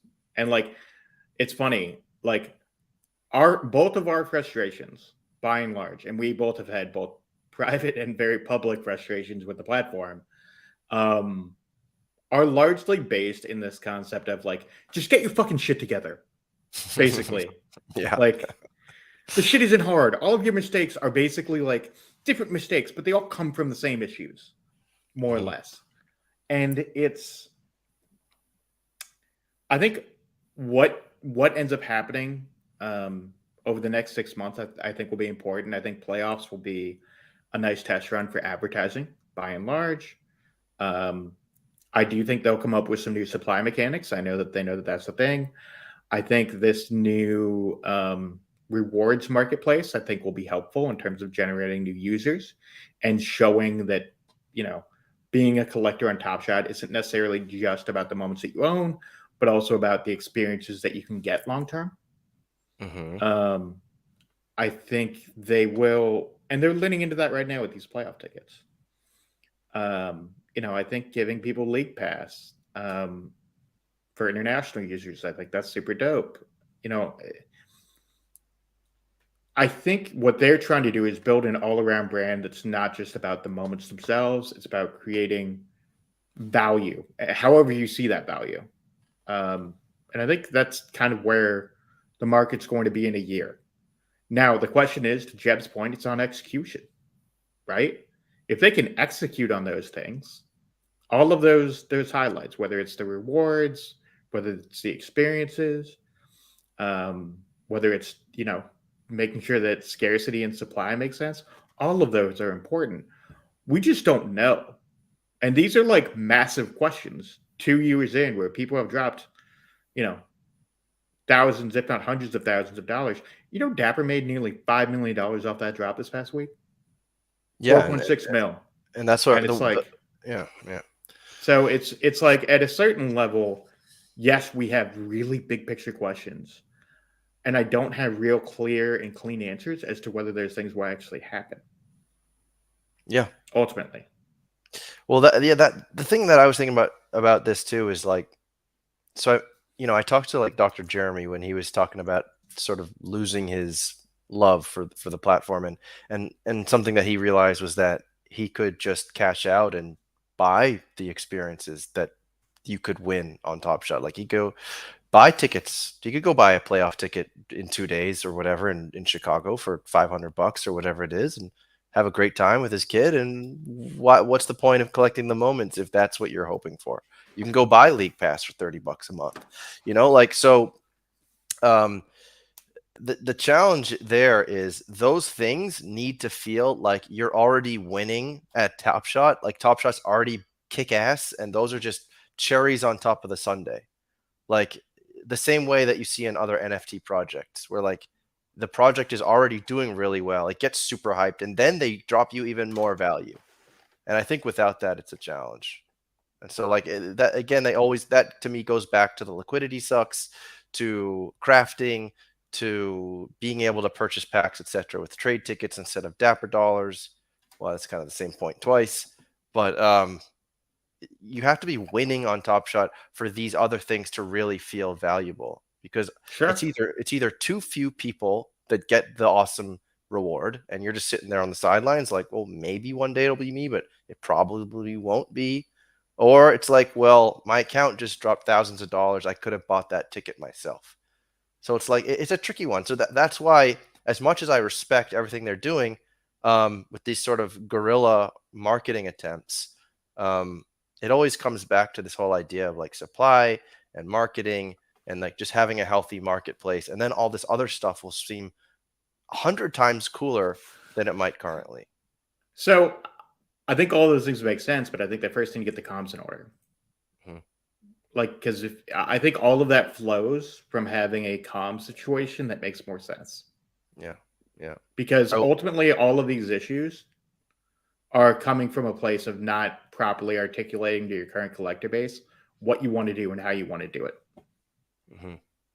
No, I Um, agree. Comms is a huge sore thumb, and they have to fix that amongst other things. But I'll go give you a bio break. I'm gonna take some questions. So go ahead, yeah, Mike. Go I'll take be your right bio back. break. Yep. All right. So Mike's gonna go. We saw Mike drinking 2 liters of water in front of us. What do you think was gonna happen? So by the way, you saw on Twitter I told you croissants. Let me show you something here. This is a croissant. My neighbor knocked on my door an hour ago. He's opening a croissant restaurant, or not restaurant, but like a little croissant shop in like the town over. And like, here we go. We're gonna do a little mukbang.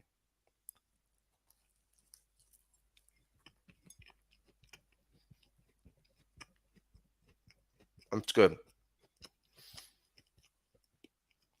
That's damn good. It's doughy. It's not super flaky. That's like the Portuguese croissants are a little more dense. Um, yeah, that's pretty bomb right there. So that was nice. That was a nice surprise. That was like a win. Okay, so we just talked about croissants. And Mike, I'm sorry. It looks amazing. I'm starting a new diet. You're killing me. Sorry, Mike. Yeah. So what you missed, Mike, was that my neighbor is trying to open like a croissant shop. in the town over, and he knocked on my door tonight, and he's like, "Here, have a croissant." So it's pretty good. It's pretty good. All right. Where Poker were Pro we? Eric with the jokes. Yeah. No, GB. I'm not Portuguese, but I do live in Portugal. Portuguese tarts. They are. Those are called Portuguese pastel de nata. It's like a custard. It's a little custard with like a flaky outside. They are incredibly good. By the way, how was your Paris trip? It was awesome. I Yeah. ate way too many macaroons. I Mhm. actually got like a little sick of macaroons. So it was a very spicy take on this show. I'm not sure if you were there that day. That macaroons were like the chat was telling me macaroons are terrible. Everyone was piling on. Macaroons are not the way to go. You guys are crazy. Macaroons are delicious. But my wife, she would stop at like every shop and buy like 4 macaroons, like a piece of cake. By the end of the trip, I don't want any more of this. Like this is like torture. Buy Favorite? Did sweets. you travel outside of Paris or just Paris Yeah, itself? yeah. I went to visit Monet's house with the gardens and all that. That was really Oh, Mayonnaise beautiful. Garden is amazing. Yeah. And where else did we go? We went to Disneyland Paris with my kid. And I think that's it in terms of like going far away from the center because my friends live close to the center. Um, oh, that's cool, GB. He's from Australia, but parents are from Portugal. Very cool.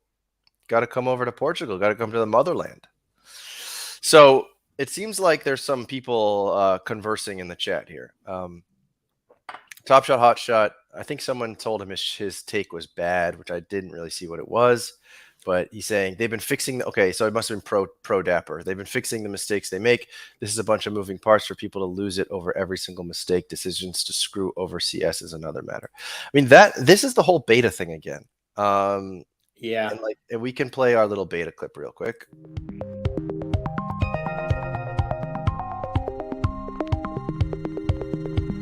Beta. Yeah. So Wait, hold on. yeah. Community. All right. Hold on.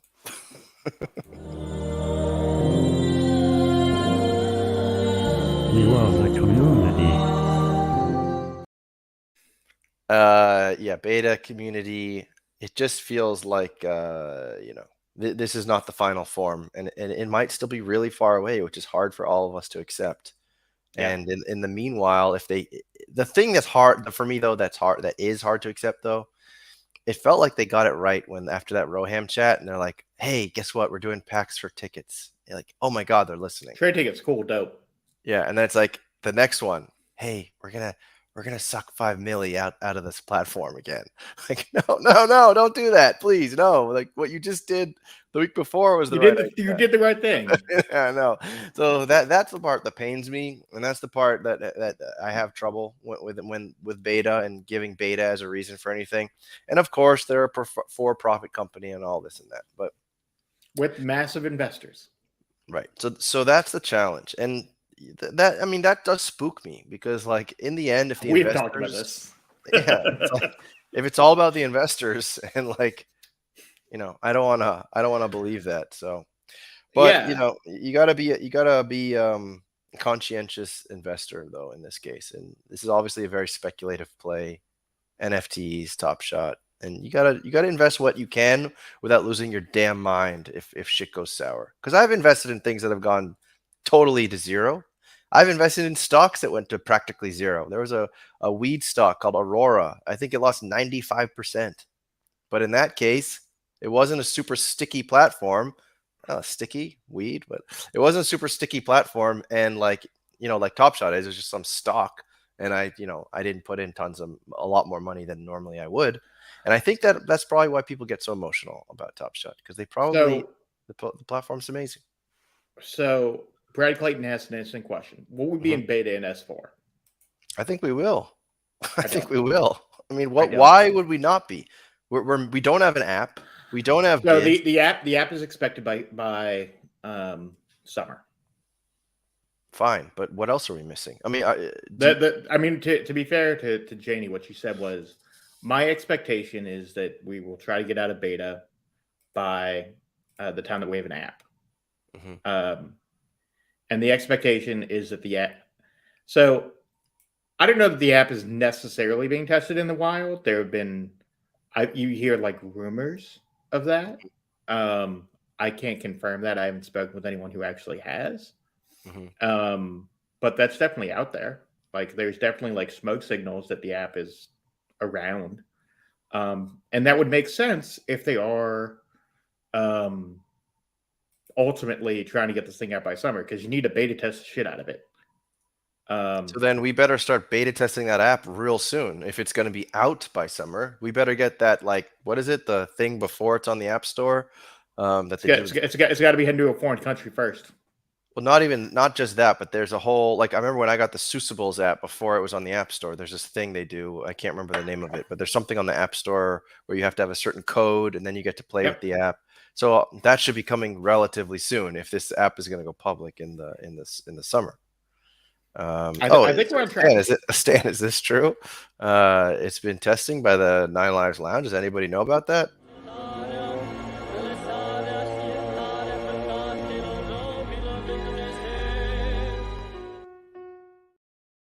I don't know that for certain. I've heard similar things, is what I would say. But I don't know anyone that has. So like I said, in terms of confirming or not confirming that, I don't know. But I have heard similar things to Stan, that it's being tested by some NLL members. But honestly, that could honestly be so much bigger than any of us think. That could be such a massive play. I mean, but part of it, it's this whole hardcore thing that I wish we had, because if there is some small interaction type of thing that anyone can just download the app of the day and start getting hooked in some very small way, like, that's huge to me. And like they could become one of the top apps in the App Store. And everyone hears about NFTs, and a lot of the normies are scared of NFTs. And now all of a sudden there's like an NFT game app type of deal at the top of the App Store, and it's directly correlated with the NBA Top Shot, and you can like win a raffle to win John Morant socks or League Pass just by playing. Like, there's so much opportunity there, and we just have to. I feel like Dapper just has to get out of their own way, or, I mean, not necessarily out of their own way, but like somehow have to counteract the things that a lot of their most devoted stans complain about. App would create a heck of a lot more concepts for gamification. It cures some of their comms issues, frankly, because then you can roll out announcements to all of your app users at the same time. Of course. So that cures. True, by the way, the Top Shot app is tested by VIP users. I've like I said, NLL and VIP are kind of what I've heard, but it's tough for me to confirm that because I haven't spoken to any users, so I'm loath to like say those exact words because I don't know that for certain. But that's certainly that's out there. Right. I should have asked. Wouldn't surprise me though. Yeah. We know enough VIP and NLL people we could probably ask. Yeah, I mean, I hope so. I hope NLL people sort of deserve a few more bones than they've been thrown, honestly. So I hope that they've been. Get it. I mentioned getting thrown off the building. They have been thrown off the building this season. How many fucking airdrops have they gotten? Anything? And doesn't that make you anything this year? But doesn't that make you think that something's on the way? Although, like, I don't know how long people have the patience, but yeah, right. If you drop $5,000 on something, which is basically what it was to start the year, wouldn't your expectations be higher? Like, yes, I hope I'm getting something. But do you think that's because all of us have shorter term expectations than we should? Is it just like this is something new for all of us and we should all have way longer expectations than normal? I don't know. Like, that's a difficult question because, like, I think on some level we consistently expect excellence from a company and a brand that we like. So I think we're so far in it that it's tough sometimes to see 30,000 feet and be like, what is a realistic timeline on what we want when we live in a society that's basically put us into like, we want it all now. Yeah. Basically. So like, exactly. It's, and that's a downside of like, we're in beta stuff is it's like, it's tough for us to know what to expect, and because their comms haven't really spelled any of that stuff out. Other than like we know we're getting a new reward system, we know that CS is changing, and we know that they are prioritizing in real life experiences, even though they basically haven't done any of that up until now. Oh, so Like how Top Shot Hot Shot, I guess, is in the Nine Lives Lounge, and they got 3 spice packs. Congrats, Top Shot High Shot. I hope it was spicy. a spice is what worth a little under Right. $300 right now. Oh, Four the or entire 500 bucks, set. Yeah. Yeah. I mean that's the whole problem. It's such a conundrum. It's so hard for like Top Shot to battle this idea, which is they came in hot and heavy. Like in February, Top Shot was super fast, super quick moving. Everything was go go go, and it's like, but it was never meant to be that. And I think that's like the whole story and conundrum of Top Shot is constantly like battling these two drastically different narratives, and I don't have an answer. I don't know. I'm just here making memes and streaming and talking to people about it and making silly videos. I know that Go Grizz came in here late and he said community, so Go Grizz. We love the community. For sure. Yeah, but you are, like you said, you're a big time Top Shot stan. You're very bullish on the platform. Are there any other ideas that jump into your head when you start daydreaming about what the future looks like for you as a collector on Top Shot? Not really. I mean, outside of the stuff that we've talked about, I think the in real life experience stuff matters because I think it's a great way to get new users. But what Ultimately, about Mike? What about Mike Weisberg? what do What I are you looking want? forward to? You want them to send you tickets? You want them to send you to a game? That'd be dope, but my team's in Boston, so like the reality of that is I'd probably have to give those tickets to a friend because I'm not willing to spend a couple $100 on short notice. It would depend on the round, I guess. If it's conference finals or finals. But like, is that what Yeah, it's all about? Is that like why you're on optimistic the and feeling? platform. Yeah, like it can't No, be. no, no, Of course no, not. no, no, no. Um, I'm optimistic about the platform because I think ultimately it's where fans should like. I hate the term Web3 because I think it's been overused the Mhm. same way community is, but like I think broadly it's a platform where sports fans should be going for the next stage of collecting, Mhm. whatever that looks like. Whether that's with La Liga, whether that's with UFC, whether that's like with Premier League whenever they get that contract signed, which apparently might be soon. I hope it's not Um, soon, just for the record. yeah, Like seriously, supply in general. I know. Well, that's a whole nother Hit conversation. hit pause. But yeah, go ahead. Um, I do think to Top Shot Hot Shots point flow tokens would be kind of cool for challenge rewards. That'd be fun. There's a lot of I think broadly for as a collector, there's a lot of ways that they can make this thing work and make it work long term. I think for me, the things that I want to see in the short term, I want to see them fix the calm stuff, Hmm. fixing supply if they can, Hmm. how they do that, staking, whether that's burning, whatever they do, how they do it, I think will be interesting. And frankly, as far as staking goes, like not a concept I'm super familiar with. I know there are people far smarter than me that can explain it and go through some of those mechanics way better than I ever could. So for me to have an opinion on it would be silly at this point, but I know that is one mechanic that could work. However they solve these issues, I'm bullish on their ability to do so, but I'm not doing it in a blind way. Like I think ultimately the people involved um, are really smart and have the ability and experience to get this thing done. I think what we're waiting on is to have them properly explain what they like. At the end of the day, what I want is not just a roadmap, but I want like an explanation of like what your next 3 months look like.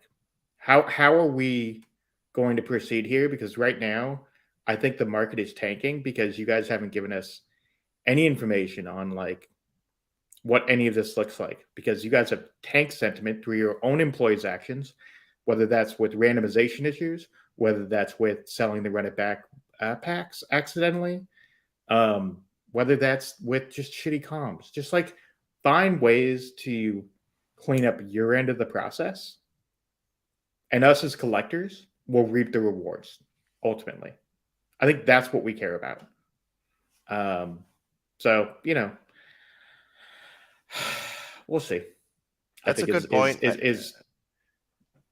Is the way that I would explain it. Yeah, those are all valid. Um, why do you think that we're like, I guess talk for yourself. Why are you such a stan of this product?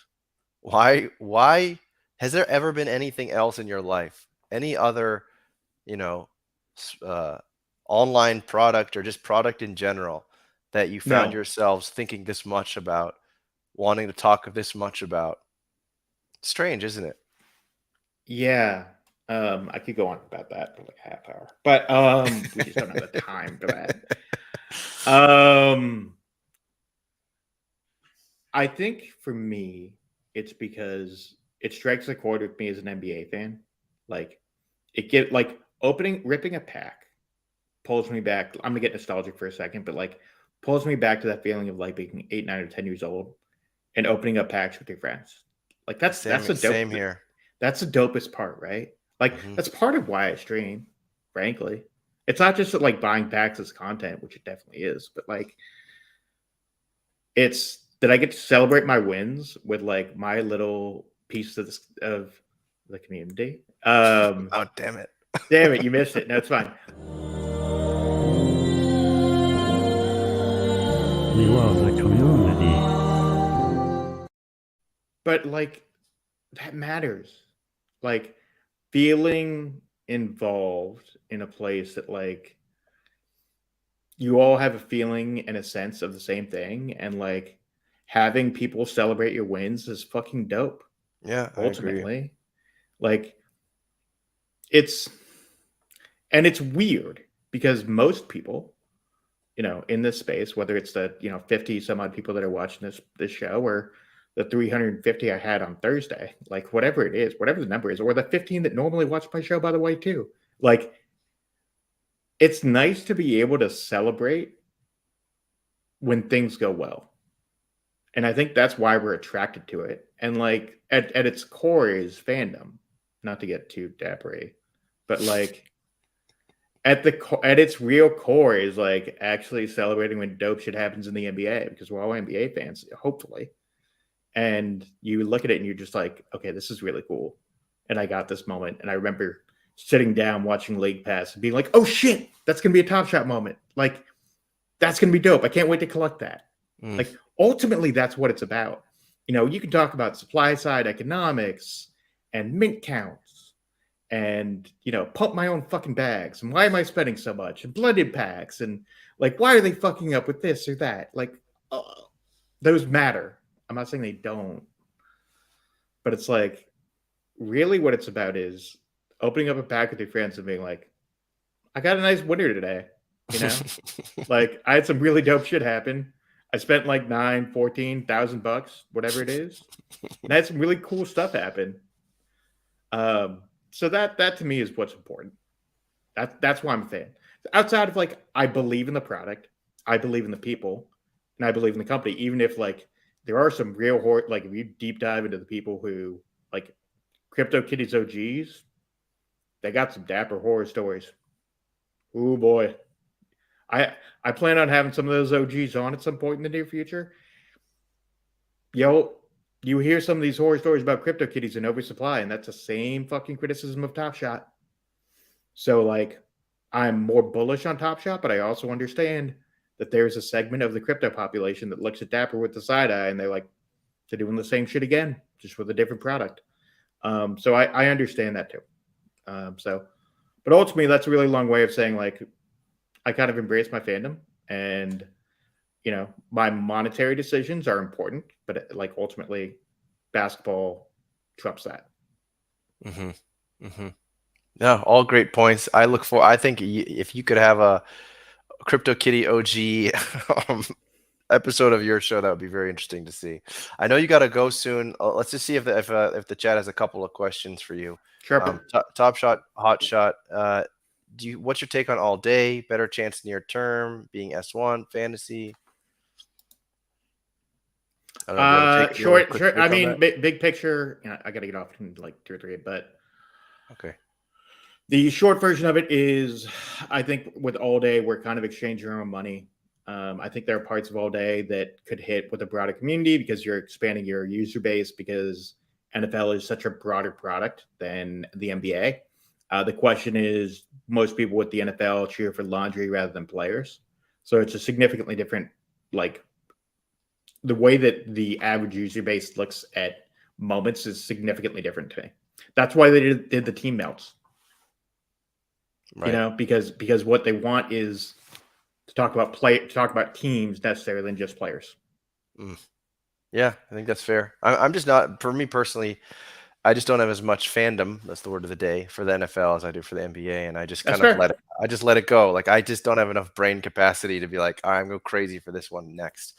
PPE is asking if the run it back debacle was the biggest mistake ever on Top Shot. Might be. I think that's the shitty short answer is it's probably in terms of its impact on the market and kind of Did it have a bigger impact on the market than the Blood Hollows? shout out Judge, your boy. Still complaining about not being able to sell those, right, Tandy? Maybe I don't even know. Apparently wasn't that Spaces the other night, from what I heard. Uh, Love my man. Like, it's funny. People think I don't like Judge. I like Judge. I just there are parts of his content where I'm just like, my man, like you want us to watch you sleep? What are we doing? Love it. What? He's Love got it you, all buddy, figured. but He's got it all figured out. He's got like come on, he's got man. some subscribers treating him like he's an OnlyFans model. It's great. It's weird. That's Yeah. that's like, for a content creator, that's weird, bro. Yeah. That ain't my cup of tea, but hey, it is what it is. Yeah, look, I think ultimately it is kind of the thing. Like, it's given the timing and the sentiment, all that stuff, the way it impacted Reddit backs, the way it's impacting some of the S1 stuff. It's all relative, but I personally think it's the worst. Do Yeah. you agree? Yeah. You could definitely make that argument. And a big reason too is I think this whole idea that's sort of making more sense now as I talk about it, which is this Eric F, the other poker playing person named Eric Ebro. Efro, who talked about that. What did he talk about? Like that enjoyment factor. So Yeah. like that nostalgic factor. And it's interesting too, because they're doing like the with the strip packs as a reward right now. But if you look at those with the strip packs, those are pretty weak. Like if you get a Kyrie Irving, you've done well. Otherwise, it's all like not Gary Trent, but like pretty just weak players basically. For sure. So there was that whole sort of nostalgic enjoyment factor that got robbed. Everyone, it crushed like the souls of so many people that were collecting MSFE for that particular reason. And yeah, like you said, the impact on the existing run it back market, the impact on the market as a whole, just the fact that it had happened like literally hours after they announced this $1 million give back thing, or maybe All of it was weird. yeah. So ultimately. the timing just really sucked because it was like, Yeah. oh, we're going back in the other direction. Then it's like, boom, no, we're not. It's like No, it we're was like not. the dead cat bounced. Enjoy that roller coaster. Right. So that was tough. Anyways, just tell me whenever you need to go. You can just let me know. But I don't really understand this comment. Alex is being forced to participate in Ramadan because of Top Shot. What does that mean? You're not eating because of Top Shot? Fucking weirdo. No, I don't know what that means. I don't understand that comment. Yeah, no, I mean, look, these are all real things. Oh, so GB over here was a crypto kitty man then. If he had the ETH Dapper wallet or the ETH wallet that you used on Dapper. Stan wants you to invite the old kitties. GB I think he was saying, talking about inviting you to the plunge-in. oh, is he? Okay, I don't know. Anyway. So what we would need to do there is get you the NFT, basically, to get the plunge-in. I will say this: 69 ETH floor. well, I mean, I know some people in there. Maybe we can get to it. I will say this: like, that was probably my favorite part of the stream. Like, the Janie interview was dope, but getting plunge and chugs on stream. Oh, I get it. Back on stream together was probably my favorite part of the night. Yeah, like those two hadn't actually seen each other for the better part of 6 months. And by the way, what a luck box Chugs is. Good Lord. I just saw on Twitter he had one of those owls. He also won the Twitter NFT, by the way. I mean, I don't know if he held on to it or whatever, but dude, that guy's got he's got a bag. He's got quite the bag. Not that he has a bag. He's got a horseshoe up his ass. Yeah. Yeah, he's gotten real lucky. Need some of that luck on this side of the The last thing I'll say on Chugs is yeah. he's one of the nicest people in the community. One of the first people I reached out to, is very open about giving advice. If you have questions about challenges, other stuff, like he's definitely someone. If you have like any kind of NFT concerns or Top Shot concerns, he's definitely a good person to reach out to. Okay. But yeah, I have to actually head out. I've got some real life stuff I have to actually entertain for once. All right. Well, we'll give you your intro again since you were filling water the last time. So Yeah, let's see as it. Mike leaves us, we'll show him his intro again.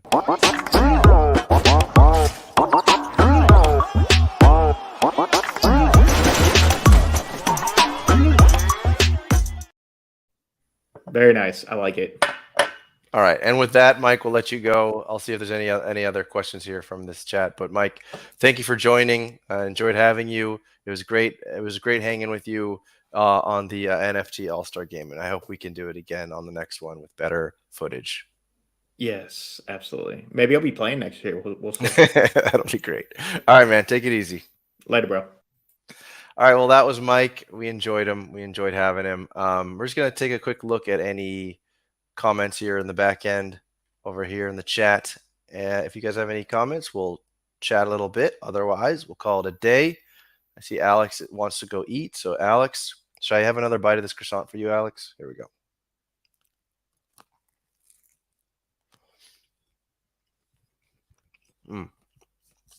Very doughy. Very doughy. Not your average croissant. Nope. Yeah. So if anyone wants to chat, we'll chat. If you guys want to call it a day, we'll call it a day. I don't think I had any other like burning takes. Well, actually, I had one thing that we can show you, which is this Steve's Steve's update, which of course has sucked. Hold on, where is it? This one. Yeah, kind of what we already knew. Sets down, engagement crap, new users crap. That was the part that that Janie said, which she said before. That like she said, I'm the director of growth and we're not growing. Like that's when people in the DMs or just people who have a lot invested in this platform are just like, ugh, don't say the quiet part out loud. Although like anyone can see that for themselves. But it's a double-edged sword to have someone who's open and honest, but at the same time is saying things that just hurt to hear. So, Stan, enjoy your bong hit. Brad, please explain team captains.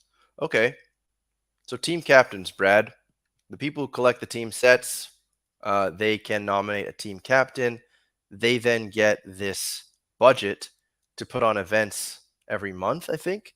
And those events can be anything from running like a raffle to go to games. They buy up a bunch of tickets. Maybe they buy out a wings bar and everyone gets together and watches the games together. Maybe they give a bunch of like meal vouchers to people to go order some food. I could talk more about this, and like we're almost at 2 hours now, so we'll talk about this on another stream. But just real quick, my first intuitions here are that my concern is that a few people are going to ruin it for everyone. There's going to be a few scandals, like almost guaranteed, of people who take in the money and like probably screw over other people, or they take it for themselves, or who knows what. But I think it's a tricky game when you give people a big bag of cash and you're like, go do something with it. Like you got to be a pretty a stand-up individual to really do the right thing completely. I think in the history of mankind, when you start introducing big bags of cash at people, it can get problematic. So that would be my only concern is like what will be the first issue there that arises from team captains using that money potentially the wrong way. The other thing is I like the idea of like guerrilla marketing through our community. And that should be an element, but I worry a little bit that it's like, what's the word? Is it sovereign? I don't know. It's when like they are their own free agents. Like if they are too much of their own free agents, again, like lots of things can go wrong. They can do something totally that looks terrible and is somehow a reflection of NBA Top Shot just because it's a connected group. Um, they can do things and just have the logistics all screwed up, and it's a complete mess. There's reasons why you want things to come from an official sponsor, official organizer. And I think that that's why they're doing a big vetting process right now, I think, which is like everyone's applying and they're trying to be really careful about it. But, mistakes happen, bad things happen, things that have the proper intentions can also go wrong. So that would be my concern. Um, I wish that they just had a more robust marketing unit and they literally had team captains for every team within Dapper. That's how I would prefer it. And you basically had a concierge inside of Dapper for your team. And you didn't rely on any individual to do anything. It's all within Dapper, so they have complete control. Um, and then maybe you like give certain things. Like what they've done so far is you've seen guys like Veerman very generously take people to games, or like the Kings group, Pro Eric and his gang, going to games and organizing it and getting on the court and just doing cool things, meeting people, being incredible ambassadors of NBA Top Shot, by the way. The stuff that Kings group is doing is wild to me. They're doing it out of like just their enjoyment of this whole platform and their enjoyment of just what the joy that it gives them. To me, that's wild. I mean, it's like that's a lot of effort that they're putting into something, just as their own people, and it's and with no direct relation to a company, and basically doing advertising and marketing for them. It's incredible. And it should make you optimistic about this platform, I think. Um, but at the same time, if we're talking about this massive platform, I want to see more coming from the platform itself and not from the individuals. Even though, like, yeah, it's amazing that the individuals are doing what they're doing, but I want to see things a little more with a little more direction, a little more organization, um, just so we don't have to worry about if people have bad intentions or anything like that. Um, yeah, and like Poker Pro, yes, it's true. Although Veerman's a multimillionaire, are you talking about like realized gains? I don't know if Veerman's a multimillionaire in realized gains. Like some of these guys have taken almost nothing off the platform, so they're multimillionaires like in Dapper. So let's see if I missed anything here. Scandal. Yeah, well, yes. Scandal, like people buying up rare packs. Yes. Scandal. Things go wrong. Things go wrong that you didn't anticipate. In the case of the run it backs, it was an old piece of the code. Whenever they made a pack on the website, it would by default be up for sale. And in this case, it went from the Top Shot like account and then onto the website to go for sale for later, but it had like a flip switched, and that's all it took. And in 3 minutes, it was sold out, and that was a scandal. And that wasn't because, and like in that case, that wasn't because anyone had any bad intentions, and that should just prove my point even more. It's like shit happens, and shit will happen when you have 30 different team captains. And I don't mean to like FUD this idea because I think it is a good idea, and I think you should give back as much as possible. And that's something I've been thinking for a long time, is that as much as Dapper is raking in, and as big as they're getting, like they do need this community to be positive and to feel positive vibes. And whenever there's this idea that they aren't, it's dangerous. It doesn't matter how relatively small the stands are on Twitter. It doesn't matter. It doesn't matter that we're only 2,000 of us on Twitter or whatever. Like we are the loudest, most diehard people. We are the people. If you add up the hours of content that people like Weisberg and myself and Zakarian and Jeb and TST and John Boy Beats and all of us sickos who spend weeks of our lives at this point talking about Dapper Labs and NBA Top Shot. You have to take care of those people in one way or another, um, because for obvious reasons, they are these massive, loud mouthpieces that eventually your new users will land at, and it's not healthy not to pay attention to that reality. And the people that are breaking their backs or doing whatever they're doing in the IRL events as well, you have to take care of all those people if you're a huge company like this. So anyway, I'm very pro Dapper giving back as much as possible, including the Pack Drip as well. Like, they should be in touch with Pack Drip before that event and say, listen, we know you're putting on your event. We want to make sure it's as good as possible. What do you need?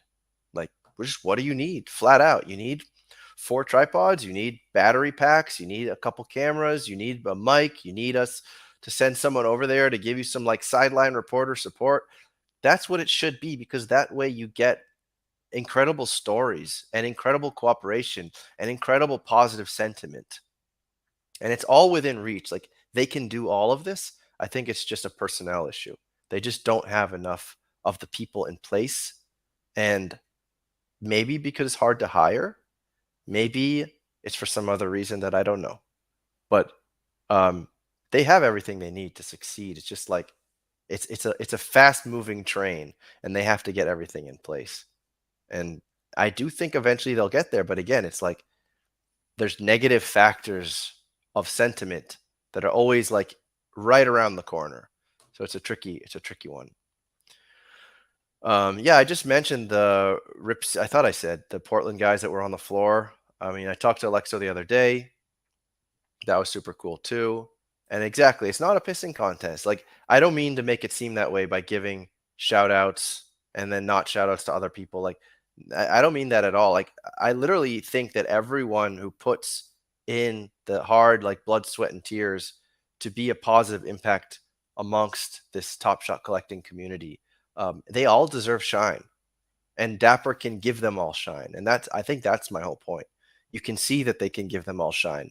They can give them all funds. They can make people happy, and that joy and happiness of being a valued person in this greater group or this greater community, is what is so valuable about this whole experience. And it's why we're all here. It's why I like putting out content.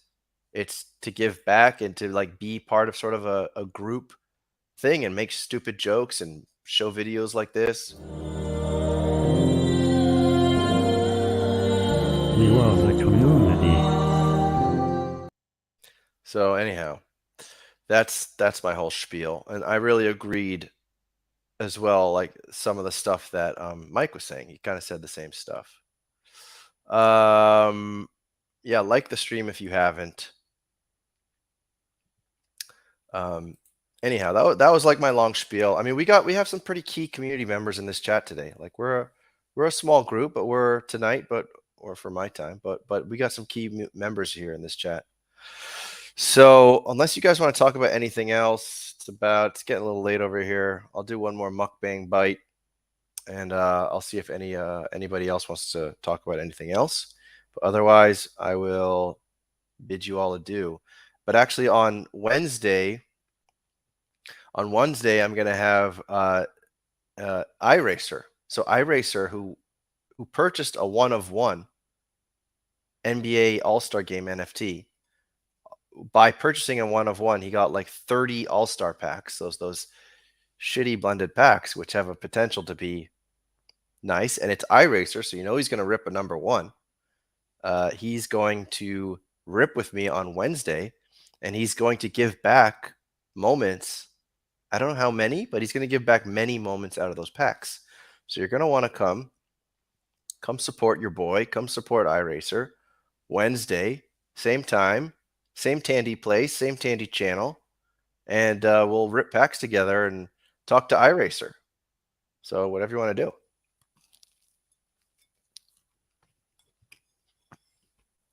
Poker Pro. You don't want to watch iRacer because he's made hundreds of thousands in profits? Who gives a shit? Who cares? If it were up to me, you'd make thousands of profit too. I don't give a shit. Anyway, you can come razz him. If that's what you want to do, come razz him. You don't like somebody? That's my whole thing too about this whole people here. I mean, not people here specifically, but I like all the beefs. I like people hating on each other. I don't care. It's fun. Like, what are we getting all upset about? I don't give a shit. All right. I appreciate that, Poker Pro. But you got Alex on your side too over there. Brian, I appreciate you. So but I guess we should think about that a little bit though. You don't like iRacer because he's made money? Is it because you don't want to watch him ripping packs and like getting lucky? Is that why? I guess I can understand a little bit of saltiness there. Like you don't want to watch him rip another number one and get all pissed off. I love you too, Alex. You know what? Do I have any good videos about that? No, just the community. I like my Roham video though. Do we believe in Roham? Tell me in the chat. Do you believe in Roham? If you believe in Roham, write Roham. If you don't believe in Roham, what should you write if you don't believe in Roham? Crypto kitties? I don't know. But anyway, I have my Roham video I like. I don't think anyone said Roham tonight. But let's play that video anyway.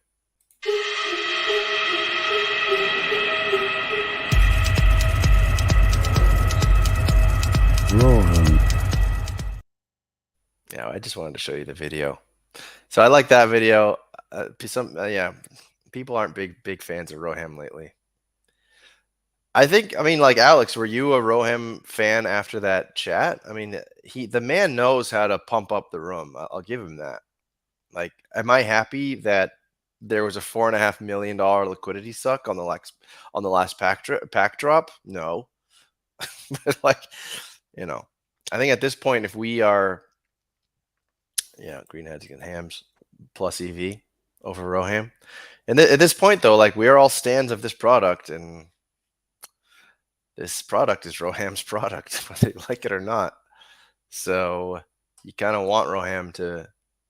You want to root for him. You want Roham to do the right thing. Yeah, I don't know what else to say about that. Too tough to call. Anyways, somebody asked me what I thought about the games tonight. Who's playing tonight? Let's go take a look. I'll share this tab. Let's take a look real quick, and then we'll call it a night. For me, at least. So what do we got? We don't have any lines, actually. It'd be even more interesting if we talk about the games with the lines. I don't think NBA shows the lines, do they? No. So we've got first game on the docket is Toronto versus the Sixers. If Scotty Barnes is injured, I think that would be a pretty clear win for the Sixers. Although I don't think the line has moved that much. But, 7.5 favorites, it does feel like the Scotty Barnes injury is going to be the reason that the Toronto Raptors get bounced, unfortunately. Without Scotty Barnes, that team is just not the same. Same story here with the Jazz and the Mavericks. As far as I know, Luka is still injured. That the line reflects that. The Utah Jazz are favored by 5 points. To me, that's another sure. Like with no Scotty Barnes, the Raptors might pull off one. With no Luka, I don't think the Mavericks win any.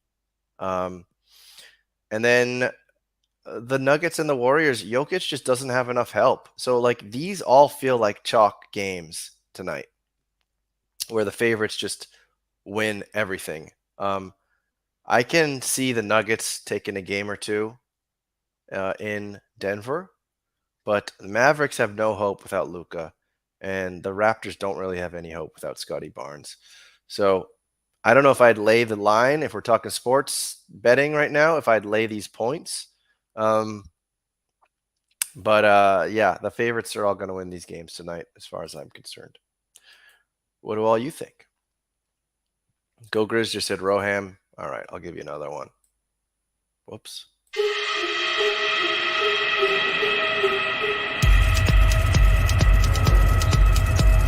Rohan, Yeah, I just like the music. Got that Squid Game music. Hopefully that YouTube doesn't capture it and take me down. So guys, listen, we're over 2 hours now.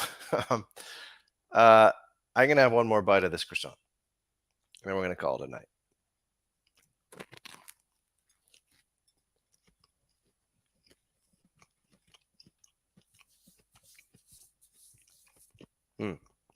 No, we got another Roham.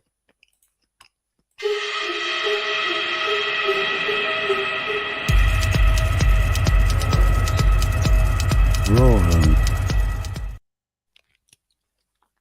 All right, well, guys, it's been great. Thank you for hanging out. And this is probably true. 12 to 15 Roham faces are in the backseat of his car. And that's not scary at all, is it? All right, you're just making me play this video over and over again tonight.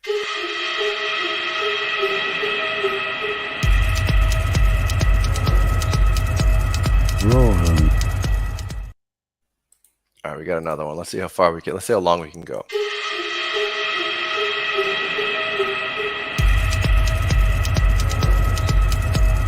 Rohan, All right. Well, I guess you got this is a late favorite, huh? The Roham video. It's good, right? It's good because of the music. If it didn't have the music, it wouldn't be the same. But anyhow, Dort, I don't have a okay. Packtrip wants another one. I don't have this is not Team Hold. I don't have a Dort report video. All right, we'll give you one more Roham.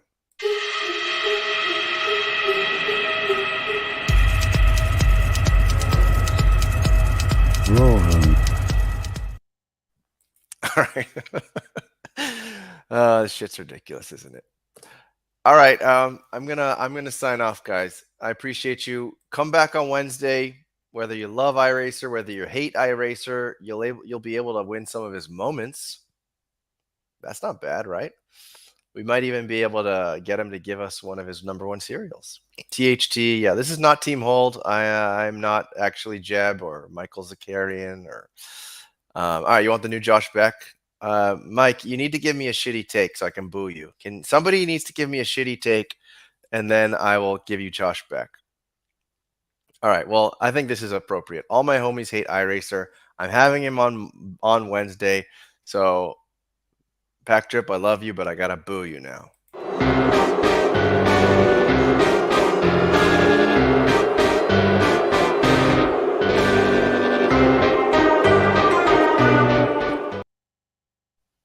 Yeah, you guys want the hits, the team hold hits. I don't have them.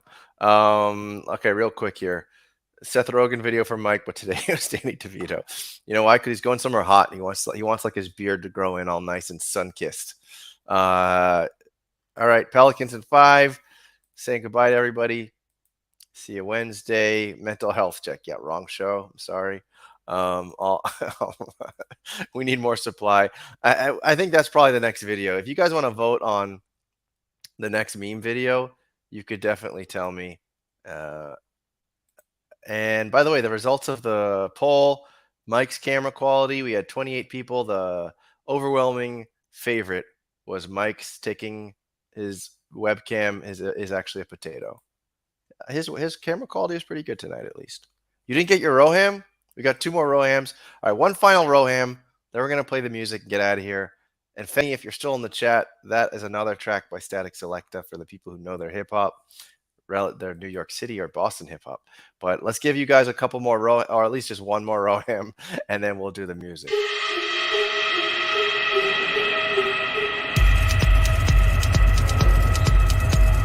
Rohan, Penny's saying pause. Did I say something wrong? Oh no, okay, I get it. Yeah, Brian, it's gonna be same time, same Tandy time. It's gonna be 4 p.m. Eastern, 1 p.m. Pacific. Try to get some iRacer autographed moments. We got to pull some moments out of that iRacer account. It'll be fun. He's got some fun ideas. He's actually really not a bad guy at all. He's just incredibly lucky. But anyway, all right, guys, listen, thank you all for hanging out. I appreciate it. I'll see you in a couple days. Be good. Watch the games. Let's root for some underdogs. I don't think any underdogs are going to win today, but let's see if it can happen. And I will see you in a couple days. Take care. Static Selector.